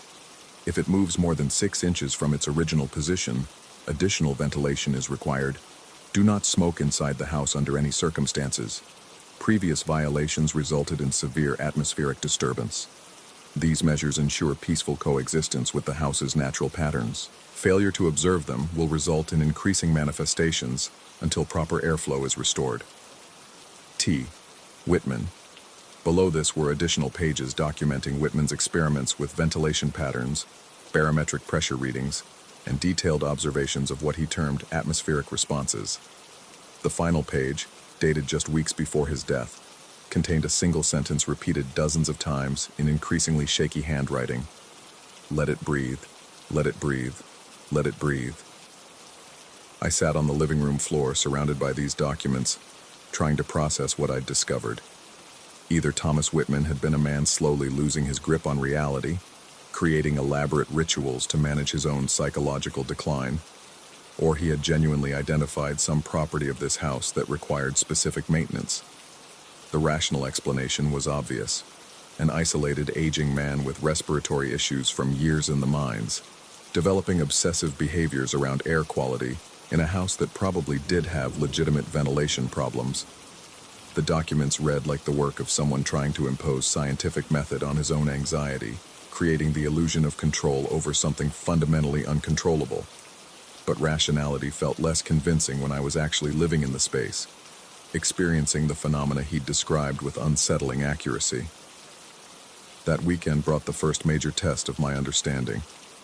A late October storm rolled in from the Rockies, carrying wind strong enough to rattle windows and drive rain horizontally across the valley. I'd planned to follow my usual routine, opening windows for the evening ventilation, but the weather made it seem both dangerous and absurd. By 9 o'clock, the house felt different. The familiar scratching began, but louder, more insistent. The whispers returned, but now they carried an edge of urgency that made my skin crawl. When I checked the attic, the pencil had rolled all the way across the room, coming to rest against the far wall as if pushed by a powerful draft, despite every window being tightly sealed against the storm. At 10:30, the sounds escalated. What had been subtle scratching became rhythmic tapping, like someone knocking on the walls from inside. The whispers grew more distinct, resolving into what sounded unmistakably like arege, arege, Portuguese for air out, though I couldn't understand how I knew this. By 11, I couldn't ignore it anymore. I climbed to the attic, fighting wind that seemed determined to slam the door behind me, and approached the window. Rain lashed against the glass with enough force to crack weaker panes, but the moment I unlatched the window, it flew open as if yanked by invisible hands. The effect was immediate and profound. Despite the storm, despite rain driving into the room, the oppressive feeling vanished instantly. The sound stopped so abruptly that the silence felt shocking. More remarkably, the rain didn't seem to penetrate more than a few inches into the room, as if something were deflecting it back outside. I stood there for 20 minutes, soaked and shivering, watching this impossible phenomenon. The wind that should have torn through the house instead seemed to move in controlled patterns, circulating through rooms without creating the chaos such a storm should produce. The house had somehow learned to breathe in harmony with the weather, rather than fighting against it. When I finally closed the window around midnight, the transition felt like sealing a submarine. The pressure immediately began building again, but differently now. Not the threatening accumulation of the past weeks, but something more like resignation, as if whatever shared this space with me had given up arguing and accepted temporary suffocation. I spent the rest of the night reading Whitman's documents more carefully, looking for patterns I might have missed. One detail caught my attention: his mention of previous violations regarding smoking. The house had been built in 1943, when smoking indoors was nearly universal. Yet Whitman wrote as if tobacco use had created some kind of crisis requiring the ventilation protocols he'd developed. This led me to a disturbing possibility. What if the atmospheric sensitivity wasn't some supernatural phenomenon, but the result of something more concrete? Old houses could harbor all sorts of environmental hazards: asbestos, mold, chemical residues from decades of different occupants and their various activities. Perhaps what I was experiencing wasn't ghostly presence, but the house's way of managing some ongoing contamination that required constant air circulation to remain at tolerable levels. The idea was simultaneously more and less comforting than supernatural explanations. It suggested a rational basis for the phenomena, but also implied I might be breathing something harmful every time I sealed the house too tightly. I decided to test this theory by purchasing an air quality monitor, a device that could measure various atmospheric conditions, including particulate matter, volatile organic compounds, and carbon dioxide levels. If Whitman had been responding to actual environmental hazards, the monitor should detect corresponding changes when I altered the house's ventilation patterns. The results were unsettling in their ambiguity. During periods when the house was properly ventilated according to Whitman's guidelines, all readings remained within normal ranges. But when I deliberately sealed the house for extended periods, certain measurements began climbing steadily, not to dangerous levels, but enough to suggest the presence of some ongoing source that required constant dilution. Most disturbing was the carbon dioxide. In a sealed house occupied by a single person, CO2 levels should rise predictably based on human respiration. But my readings showed increases far beyond what my breathing alone could account for, as if something else in the house was consuming oxygen and producing carbon dioxide at a rate that required constant fresh air input to maintain balance. I found myself monitoring these readings obsessively, checking the device multiple times each day, documenting patterns that seemed to correlate with my ventilation schedule.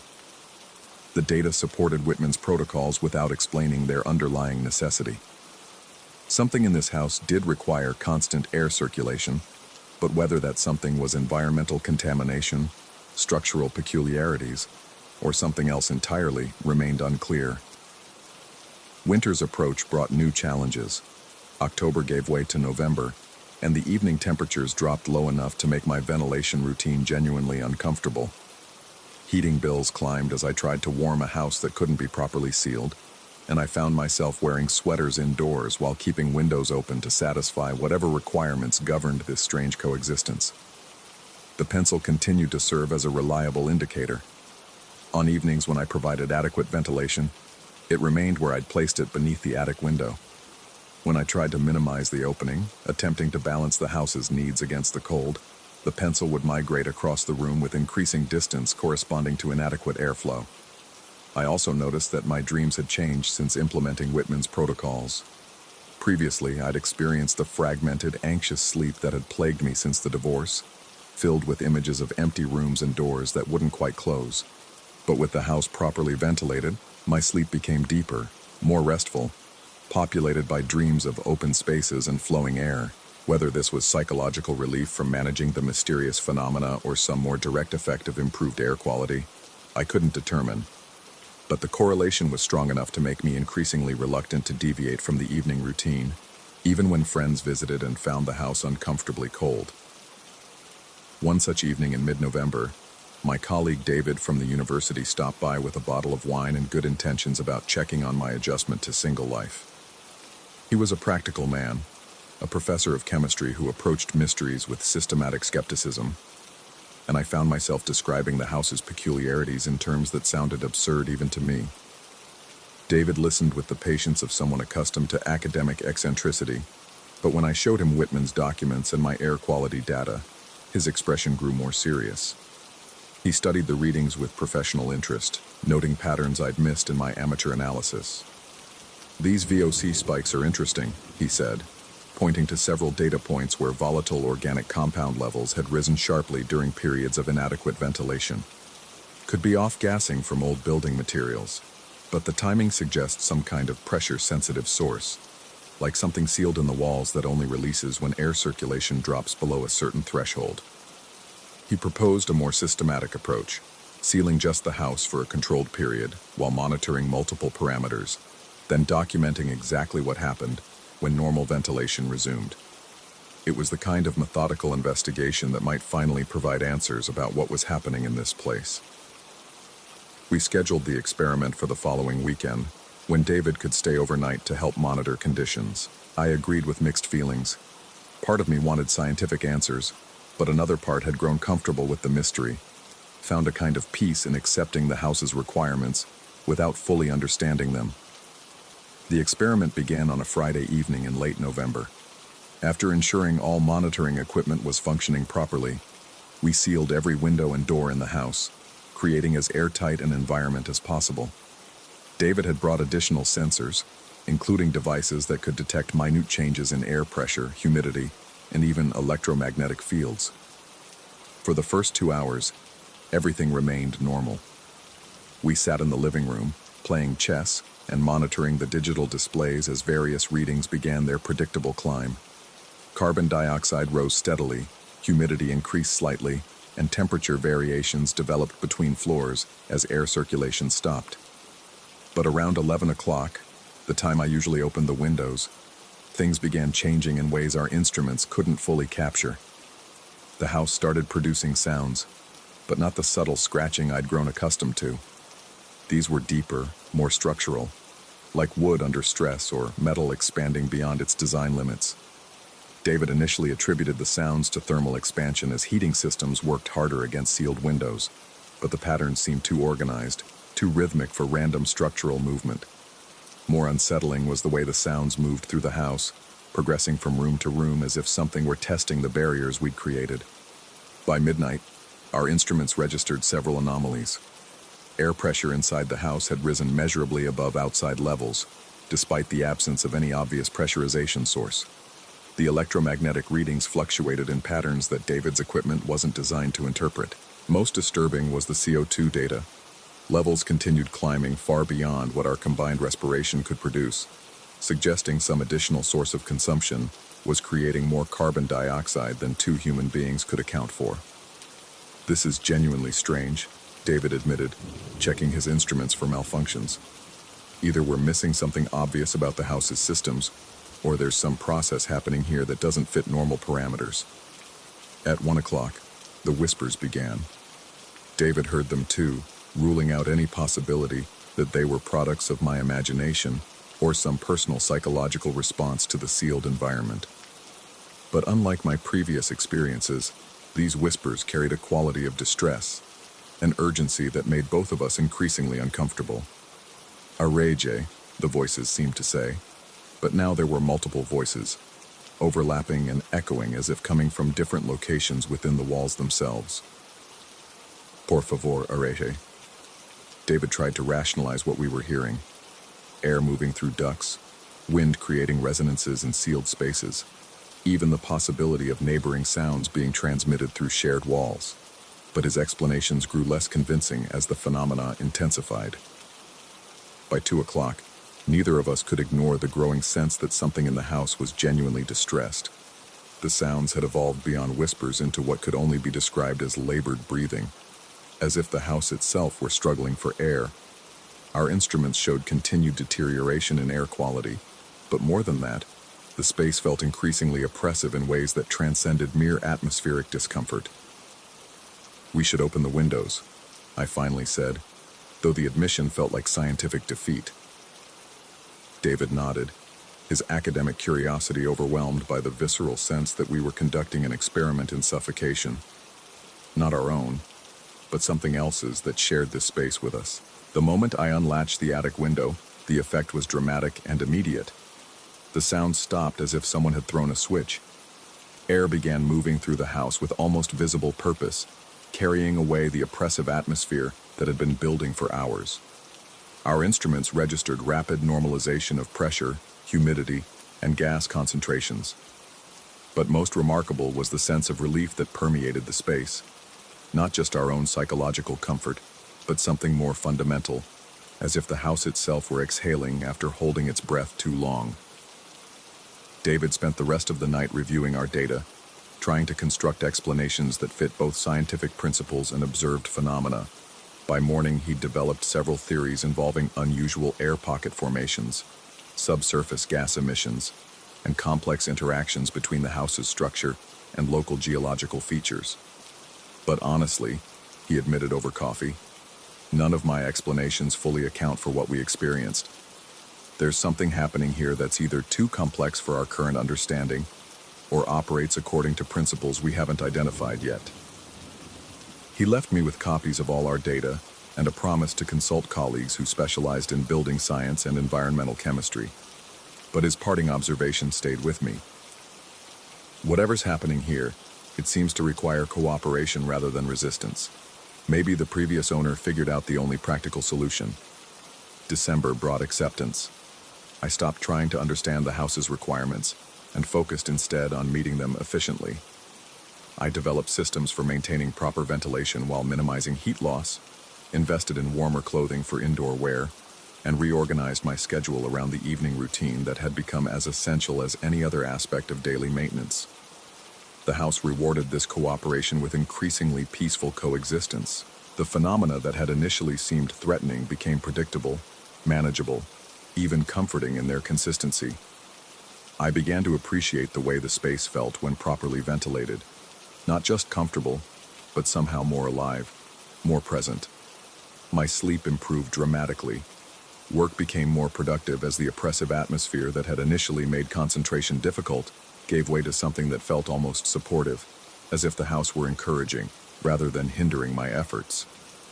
I finished the semester with better teaching evaluations than I'd received in years. My students responding to an energy and enthusiasm I hadn't felt since before the divorce. But the most significant change was psychological. Living in partnership with something I couldn't fully understand or control taught me a different kind of acceptance. Not the bitter resignation I'd felt about my failed marriage, but something more like collaboration with mystery. The house required specific conditions to remain peaceful, and providing those conditions became a form of meditation, a daily practice of attending to needs beyond my own. On Christmas Eve, I discovered the final piece of Thomas Whitman's legacy. While cleaning the attic more thoroughly than I'd managed since moving in, I found a loose baseboard behind the area where I usually placed the pencil. Behind it was a small cavity containing one more document, a single sheet of paper with a brief message dated December 24th, 1977. To whoever comes after me, I have lived in this house for 34 years, and for the last 15, I have shared it with something that I can neither name nor fully understand. Whether it is the presence of previous occupants, some property of the land itself, or simply the house's way of managing environmental conditions that exceed normal parameters, I cannot say. What I can say is that accommodation is possible. The protocols I have developed maintain a peaceful coexistence that has allowed me to live here contentedly, despite circumstances that might drive others away. The house asks only for proper ventilation and respectful acknowledgement of its needs. I am dying of natural causes, not supernatural ones. My death is the result of age and lung disease acquired during my mining years, not any malevolent force in this dwelling. But I want the next occupant to understand that this place is not quite like others, and that peace is possible for those willing to listen and adapt. The house breathes. Allow it to do so, and it will shelter you well. Thomas Whitman, December 24th, 1977. I sat in the cold attic, surrounded by the familiar sounds of proper air circulation, reading and rereading Whitman's final message. His words carried the weight of long experience and the authority of someone who had found a sustainable solution to an unsolvable problem. That night, I followed my usual routine with a deeper understanding of its significance. This wasn't superstition or elaborate psychological coping mechanism, but a practical arrangement between human occupant and something else that had legitimate requirements for comfort and survival. As I opened the attic window at precisely 10 o'clock, I felt the familiar sense of release that had become the evening's most reliable comfort. But this time, as the air began its systematic circulation through the house, I noticed something new. A brief pattern of condensation on the glass that formed what looked unmistakably like gracias before dissolving back into random moisture. Thank you. I stood there for several minutes, watching the streetlight illuminate the open window and the pencil lying motionless beneath it. Outside, Boulder slept under its blanket of winter air, unaware of the negotiations taking place in one small chalet where two different kinds of residents had learned to share space with mutual respect. Whatever lived in this house with me, whether environmental phenomenon, structural quirk, or something else entirely, had taught me the most important lesson of my new life: that not every mystery requires solution, only accommodation. Some relationships work best when you stop trying to change the other party and focus instead on finding sustainable ways to coexist. I closed the window just enough to keep the worst cold out while maintaining the airflow that kept both of us comfortable, then headed downstairs to my own bed, leaving the attic to whatever else called this place home. In the morning, as always, the pencil would tell me whether I'd gotten the balance right. Story 11. The room came cheap because of the wallpaper. Burgundy roses bleeding into cream. Pattern repeated until your eyes couldn't focus. That's what the landlady claimed anyway, avoiding my gaze as she handed over the keys. In Providence, you don't question discounted rent, especially when you're a screenwriter living off irregular checks and the dwindling faith that your next script might actually sell. The apartment building squatted on Benefit Street like something out of my own horror drafts. 3 stories of weathered brick with windows that seemed to watch. My roommate Danny had already claimed the better room, the one with actual sunlight and a view of something other than the narrow alley that separated us from an identical building. Mine faced east, toward shadows that lingered well past noon. But it was the closet that bothered me first. Built into the wall with the lazy craftsmanship of the 1920s, it stretched deeper than made architectural sense. The door, painted white so many times the original wood grain had disappeared beneath layers of enamel, sat slightly ajar, no matter how firmly I pressed it closed. Something about the frame had warped over the decades, leaving a finger-width gap that let in drafts and occasionally something else. 3 days into September, while talking to my agent about a potential rewrite, I noticed it for the first time. A pale glow seeping from beneath the closet door, barely visible in the afternoon light filtering through my single window. Let me think about that for a second. I told Marcus, pacing toward the anomaly. Let me just remember what we discussed last time. The light pulsed. Just once, like a camera flash seen through fog, but distinct enough to make me stop mid-stride. You there, Mike? Marcus's voice crackled through the phone's speaker. I pressed my eye to the gap. Nothing but darkness inside. The same darkness that had been there when I'd hung my clothes 3 days earlier.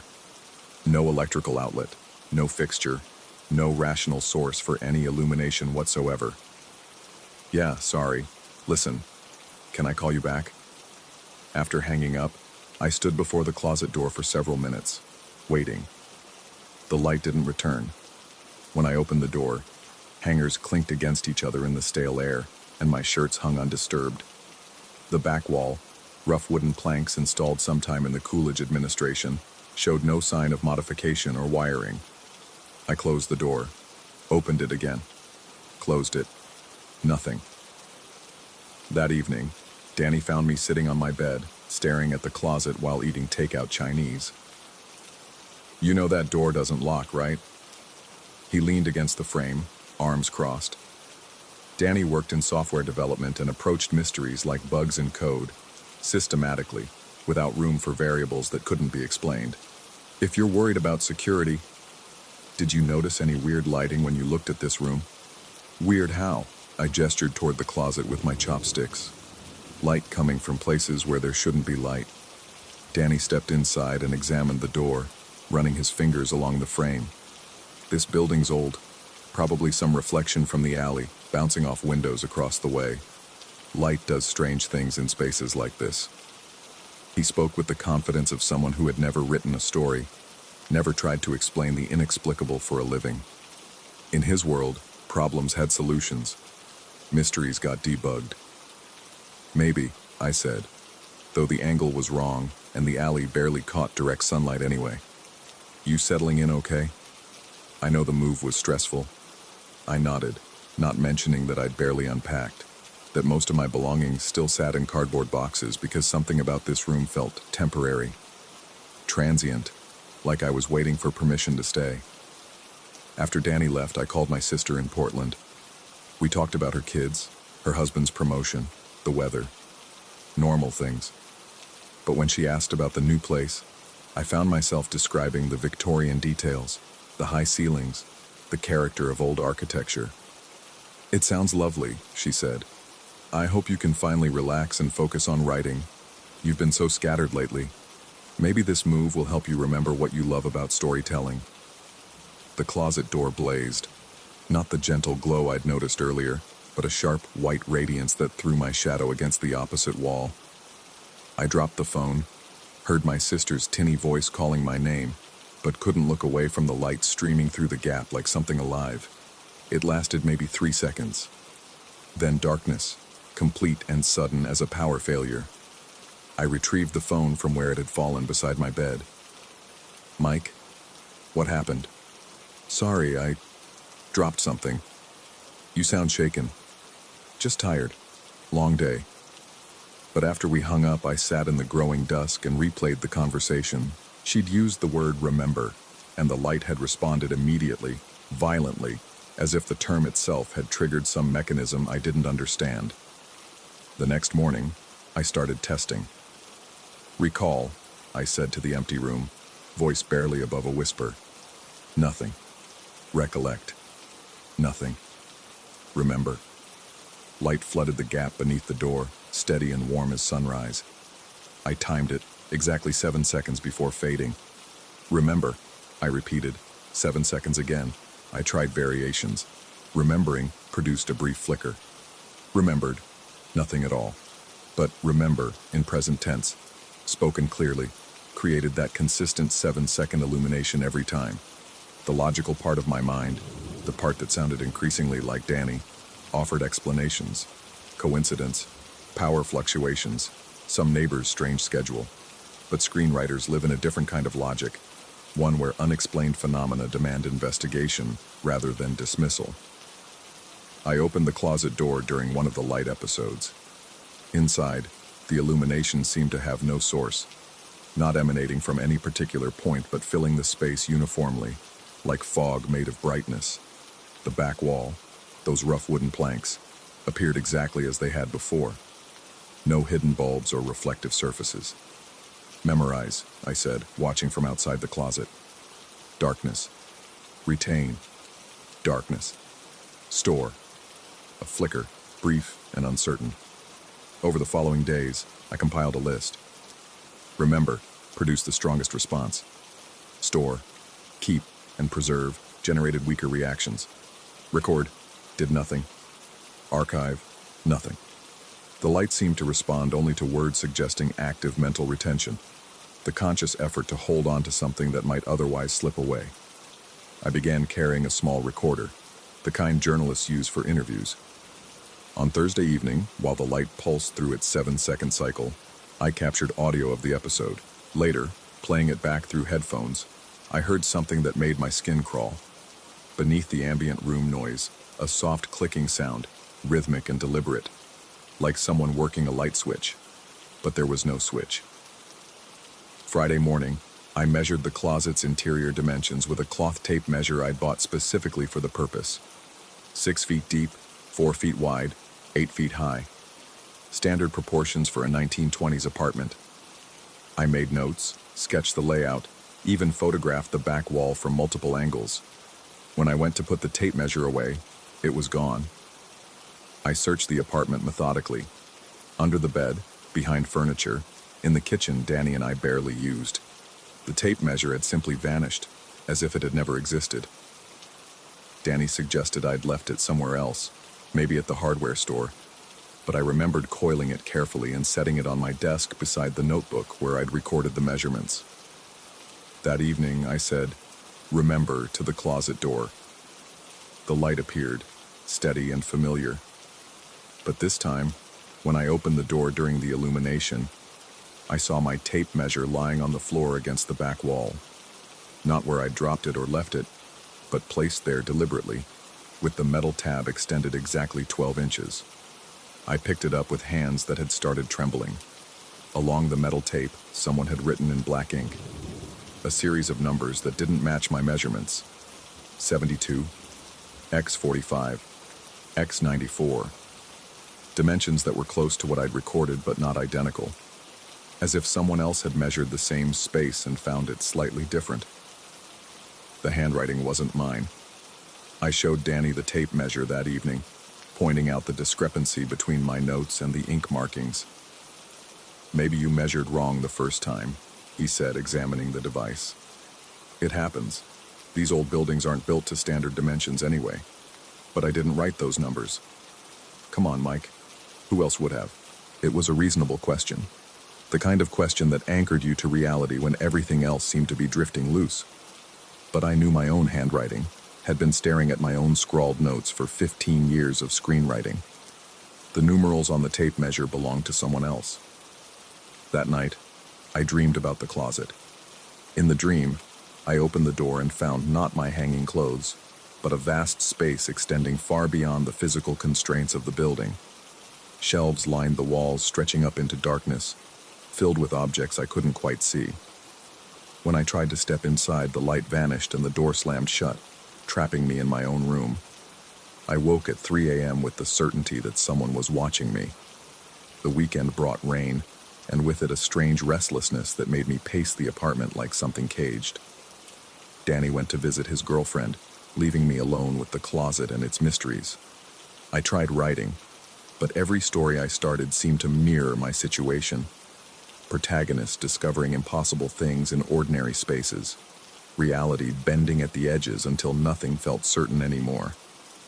Sunday evening, I decided to try a different approach. I turned off every light in the apartment, pulled the curtains closed, and waited for my eyes to adjust to the darkness. Then I sat cross-legged on the floor facing the closet door and began speaking names. Not names I knew, but names that came to me unbidden. Margaret. Thomas. Elizabeth. Robert. With each name, I watched for the light. Margaret produced nothing. Thomas. Nothing. But Elizabeth triggered a brief flicker, and Robert caused the light to pulse twice, quick and urgent. I continued through an alphabet of possibilities, speaking names that felt old, formal, like they belonged to people who had lived in different decades. Dorothy, Harold, Beatrice, Eugene. Eugene made the light strobe frantically, and something cold moved through the room like a draft from an open window. But all the windows were closed.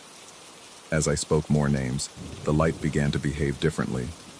Instead of the uniform glow I'd grown accustomed to, it started to concentrate in specific areas of the door frame.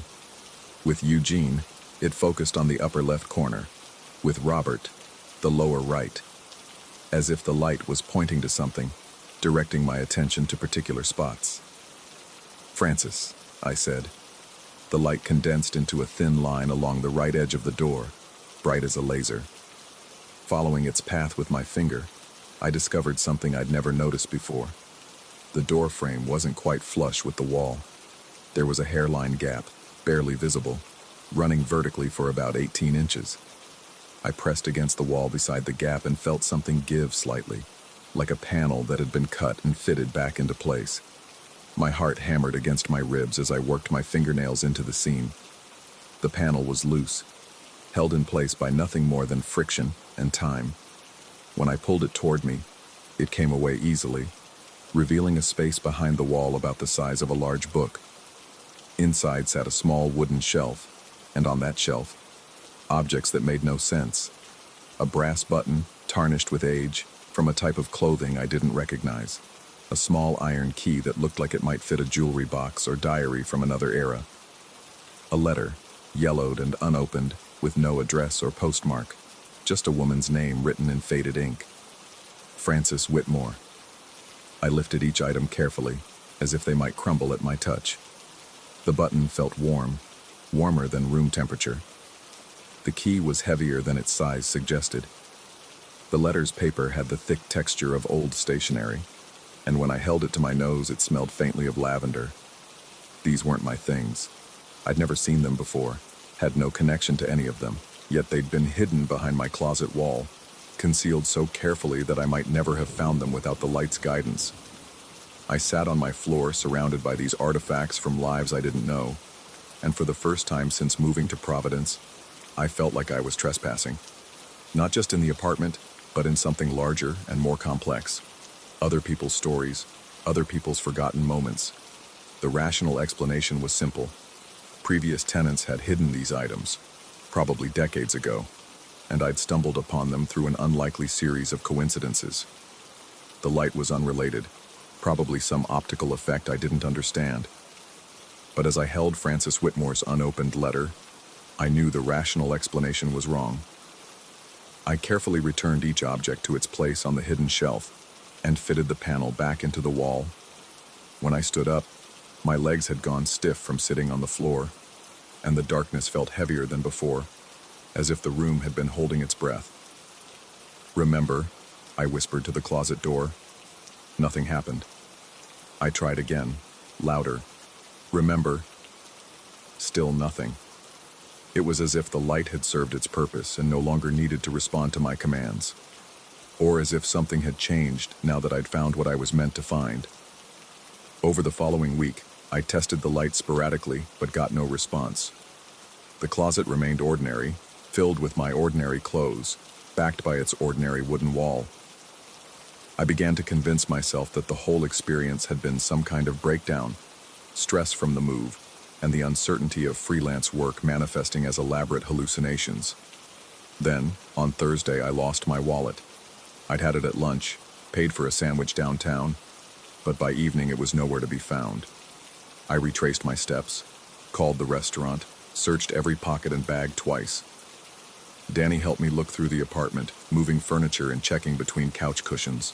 "You'll find it," he said as we gave up for the night. "These things always turn up. You just have to remember where you put it." The moment he said "remember," light blazed beneath the closet door. Not the steady glow I'd grown accustomed to, but something urgent and insistent, pulsing like a heartbeat. When I opened the door, my wallet sat on the floor exactly where I'd found the tape measure, as if someone had placed it there deliberately. Inside, everything was intact. Credit cards, driver's license, $43 in cash. But tucked behind my insurance card was something new. A small slip of paper with an address written in the same handwriting I'd seen on the tape measure. 47 Benefit Street, Apt 2B. My address, my apartment. But I hadn't written it. That night I sat in my room and tried to make sense of what was happening. The closet seemed to be some kind of repository, a place where lost things went and could be retrieved by speaking the right words. But the objects hidden behind the wall suggested something more complex. Not just a supernatural lost and found, but a connection to people who had lived here before me. People whose forgotten belongings had been waiting decades for someone to discover them. Francis Whitmore, Eugene, Robert. Names that meant nothing to me but had triggered responses from whatever presence inhabited this space. Former tenants maybe, or people who had lost things in this room and never found them again. I thought about the letter I'd left unopened and wondered what Francis Whitmore had been trying to tell someone. What message had been too important to throw away but too difficult to send. The next morning, I went to the building's basement and found Mrs. Chen, the super, sorting through boxes of old maintenance records. "I'm curious about the history of my apartment," I told her. "2B, do you know anything about previous tenants?" She looked up from her filing, studying my face with the careful attention of someone who had learned not to get too involved in tenants' business. "How long you been here?" 2 weeks. "Any problems? Complaints?" "No, nothing like that. I'm just researching. I'm a writer." This seemed to reassure her slightly. Writers were expected to be curious about irrelevant things. "Building's been apartment since 1954, she said, returning to her filing. "Before that, rooming house. Before that, single family. You want records? You go to City Hall. I just fix what breaks." "Do you remember anyone named Francis? Francis Whitmore?" Mrs. Chen paused, her hand hovering over a manila folder. "Where you hear that name?" "I found some old mail, forwarding stuff." She studied me again, more carefully this time. "Francis Whitmore lived in your apartment maybe 15 years ago. Quiet lady, elderly, moved out sudden, left some things behind. We stored them for a while, then..." She shrugged. "Donated what we could. Threw away the rest." "Do you remember what kind of things?" "Why you asking?" I couldn't tell her about the hidden panel, the objects I'd found, the light that responded to words about memory. So I fell back on the lie I'd already started. I found some items that might have belonged to her, a letter with her name on it. I thought maybe she'd want it back. Mrs. Chen closed the folder she'd been examining and looked at me with something approaching suspicion. "Francis Whitmore died 3 years ago. Senior center over on Hope Street. Whatever you found, nobody coming to claim it." The basement suddenly felt colder, and I found myself thinking about the unopened letter, about Francis's belongings waiting behind the wall for someone who would never return. Did she have family? Not that I knew about. That's why she moved to the senior place. No one to take care of her. I thanked Mrs. Chen and returned to my apartment, but her words stayed with me. Francis Whitmore had lived in my room, had hidden precious things behind the wall, and had died alone with no one to remember her or the items she'd considered worth preserving. That evening, I removed the panel again and took out her letter. The paper felt more fragile than before, as if the knowledge of Francis's death had somehow aged it further. I turned it over in my hands, examining the careful script of her own name written on the front. It wasn't addressed to anyone else. Francis Whitmore had written a letter to herself. I opened it. Inside, in the same careful handwriting, a single paragraph. "I know I will forget, as I have forgotten so much already.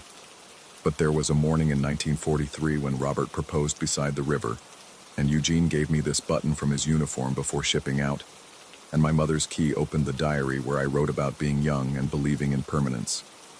I am putting these things where I might find them again, in case remembering becomes impossible.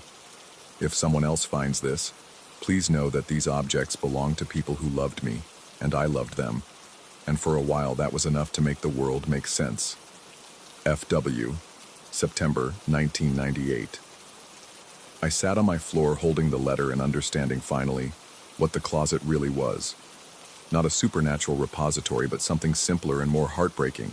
A desperate attempt to preserve what mattered when memory could no longer be trusted. Frances had hidden her most precious belongings and written herself instructions for finding them, hoping that some future version of herself might remember to look. The light had been responding not to magic words, but to the act of remembering itself, to the conscious effort to hold on to what might otherwise be lost. And somehow, in the strange physics of old buildings and accumulated sorrow, that intention had persisted beyond Frances's death, beyond her ability to return and reclaim what she'd hidden. I carefully refolded the letter and returned it to the shelf along with the button and the key. These weren't my memories to keep or stories to steal. They belonged to Frances Whitmore and the people who had loved her, and they should remain where she had placed them. But when I fitted the panel back into place, I understood that something had changed between the closet and me. It no longer responded to arbitrary words about remembering, but it still functioned according to Frances's original intention.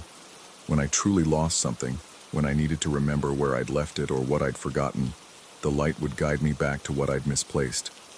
Over the weeks that followed, I tested this theory sparingly. When I couldn't find my keys, the closet remained dark. They were in my jacket pocket, not truly lost. But when I forgot where I'd put an important contract, one I'd been avoiding because it represented a job I didn't want to take, the light appeared and guided me to the kitchen drawer where I'd buried it under takeout menus. The closet had become what Frances intended, a place that helped with the act of remembering, of finding what we'd lost track of or tried to forget. I never mentioned any of this to Danny, and after a month he stopped asking about weird lighting or mysterious noises. To him, I'd simply settled into the apartment and stopped noticing the quirks that had bothered me initially. In his systematic worldview, this made perfect sense. Sometimes late at night, I thought about writing Frances's story. I had the elements: an elderly woman losing her memory, hiding precious objects, leaving herself clues to find them again. It would make a good script, something touching rather than terrifying, about love and loss and the things we do to hold on to what matters. But I never wrote it. Some stories don't belong to us, even when we stumble across them accidentally.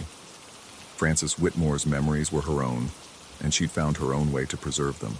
The best I could do was leave them undisturbed and understand that I was sharing this space with something more complex than supernatural phenomena. I was sharing it with the persistent hope that what we lose can be found again, that what we forget can be remembered, and that the people who matter to us remain connected to us in ways that outlast their physical presence. The closet still emits light when I truly need to remember something important. It's become part of my routine, a reliable feature of this old apartment on Benefit Street. Danny thinks I've finally learned to be more organized, that I've stopped misplacing things as often. He's not wrong. When you know that help is available, you become more careful about what you choose to lose.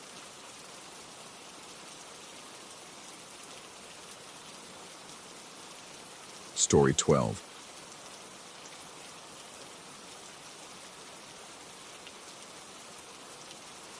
The lease papers were still warm from the printer when I first noticed something off about the east wall.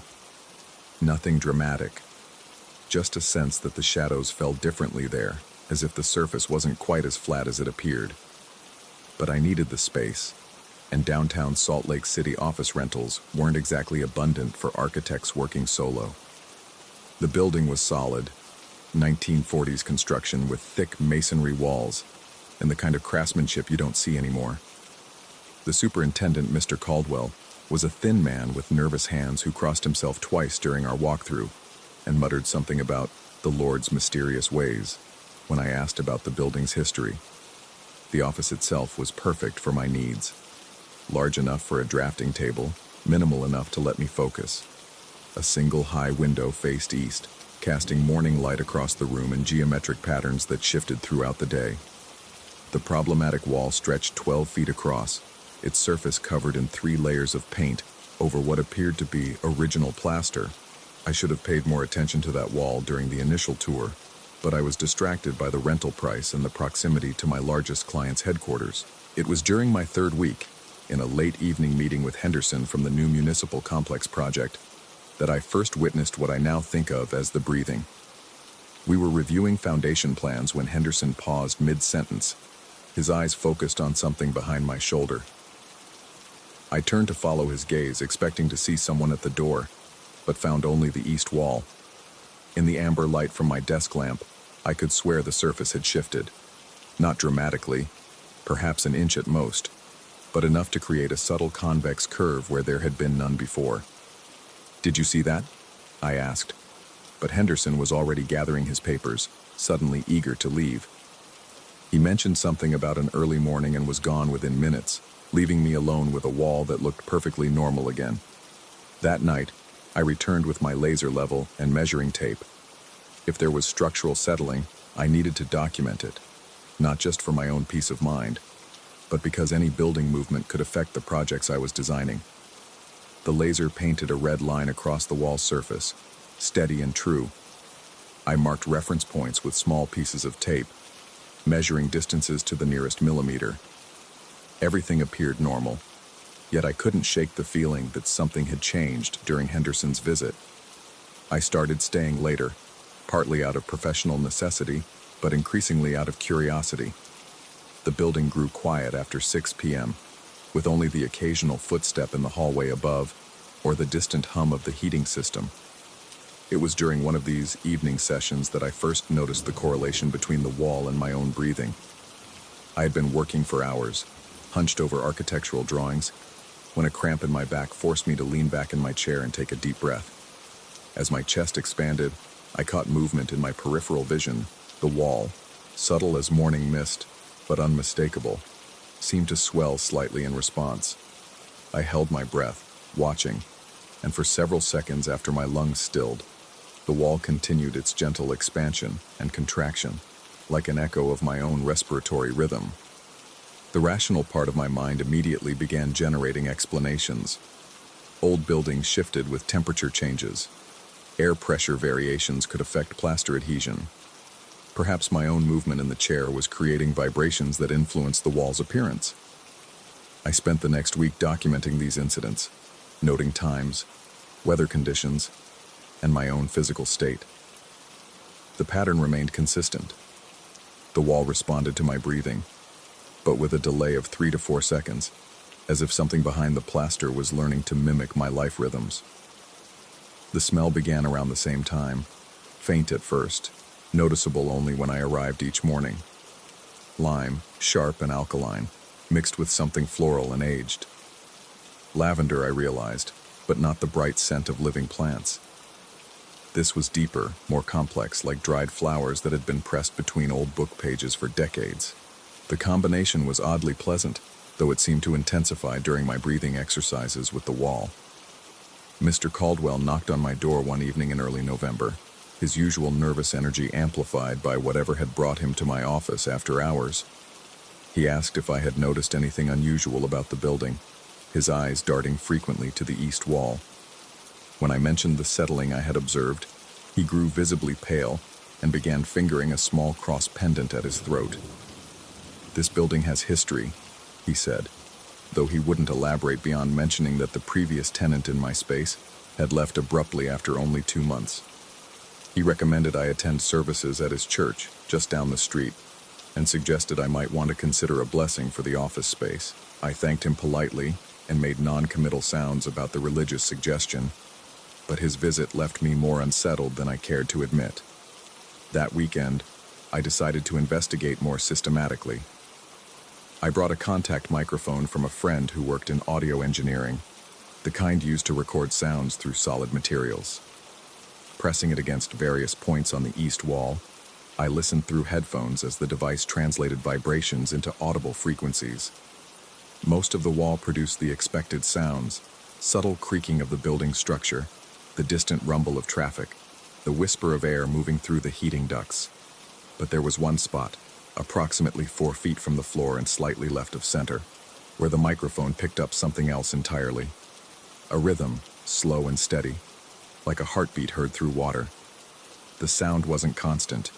It seemed to respond to my presence, growing stronger when I stood close to the wall, fading when I moved away. I began pressing my ear directly to the plaster at that spot. The sensation was unmistakable, a gentle thrumming that seemed to resonate through the entire wall structure. More disturbing still were the lines I began to notice in the plaster itself. What I had initially dismissed as hairline cracks revealed themselves, under closer inspection, to be more deliberate markings. They ran in geometric patterns, too regular to be random settling, too purposeful to be simple imperfections in the original construction. These lines, I started thinking of them as seams, appeared to shift position between my visits. I began photographing the wall each evening before leaving and each morning upon arrival. The differences were subtle but consistent. Lines that ran vertically one day would be slightly diagonal the next. Horizontal markings would curve or branch in new directions. I started mapping these changes, creating a detailed record of the wall's evolving surface patterns. By December, the pattern had become clear. The seams were forming the outline of a rectangle, approximately 6 feet tall and 3 feet wide, the exact dimensions of a standard door. The realization struck me with surprising force. I was watching the wall reveal the shape of an entrance that had been sealed long ago. City records confirmed my suspicion. The building's original blueprints, filed with the planning department in 1943, showed a doorway in exactly that location. It had connected my office space to the adjacent room, which was now part of a different rental unit. Sometime in the building's history, the door had been walled over, but imperfectly sealed. The lime smell, I realized, was probably from the mortar used in the closure. The lavender remained unexplained. The breathing intensified as winter deepened. My evening sessions with the wall became routine, almost ritualistic. I would arrive at precisely 6:30 p.m., remove my coat, and sit in my chair facing the east wall.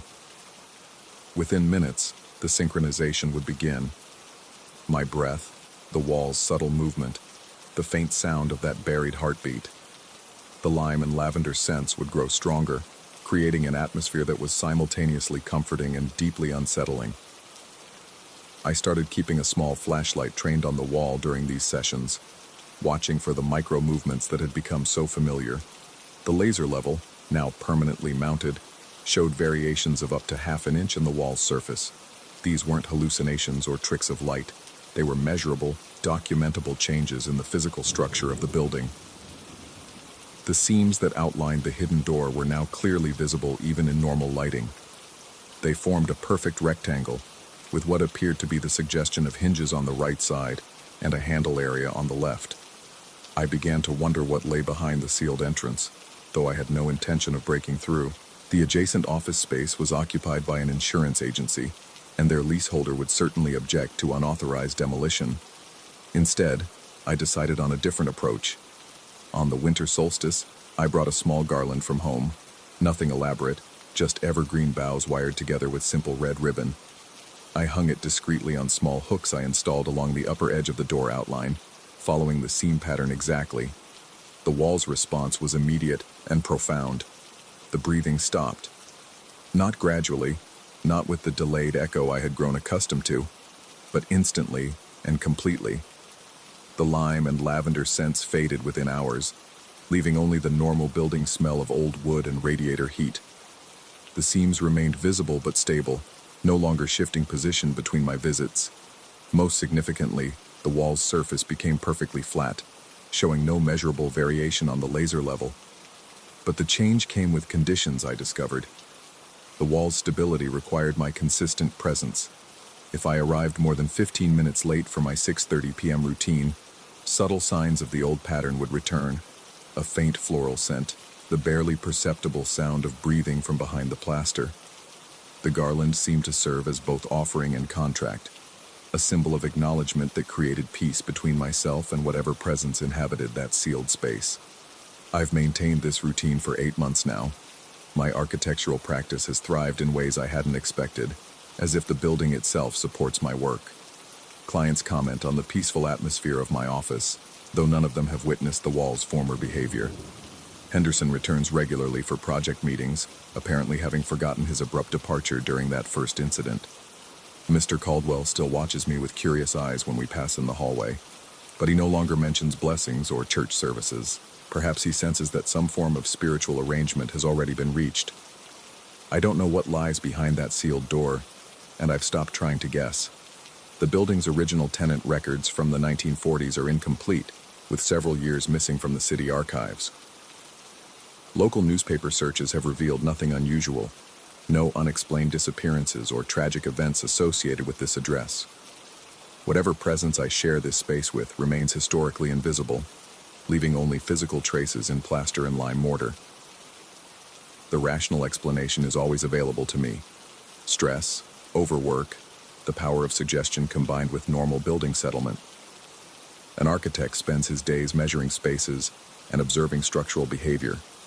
Perhaps I simply became hypersensitive to normal building movements and interpreted them through the lens of isolation and professional pressure. But every evening at 6:30, I hang my coat on the door hook, sit in my chair, and maintain a respectful silence while that hidden space rests peacefully behind its decorated seal. The arrangement works. The building provides me with excellent workspace and a steady flow of clients. I provide punctual presence and acknowledgement of boundaries that shouldn't be crossed. Some professional relationships are built on contract negotiations and formal agreements. Others, I've learned, require only consistency, respect, and the wisdom to leave certain doors unopened. The garland hangs unchanged, marking the outline of an entrance that will remain sealed as long as I arrive on time and keep my questions to myself. In architecture, the most important spaces are often the ones we choose not to build.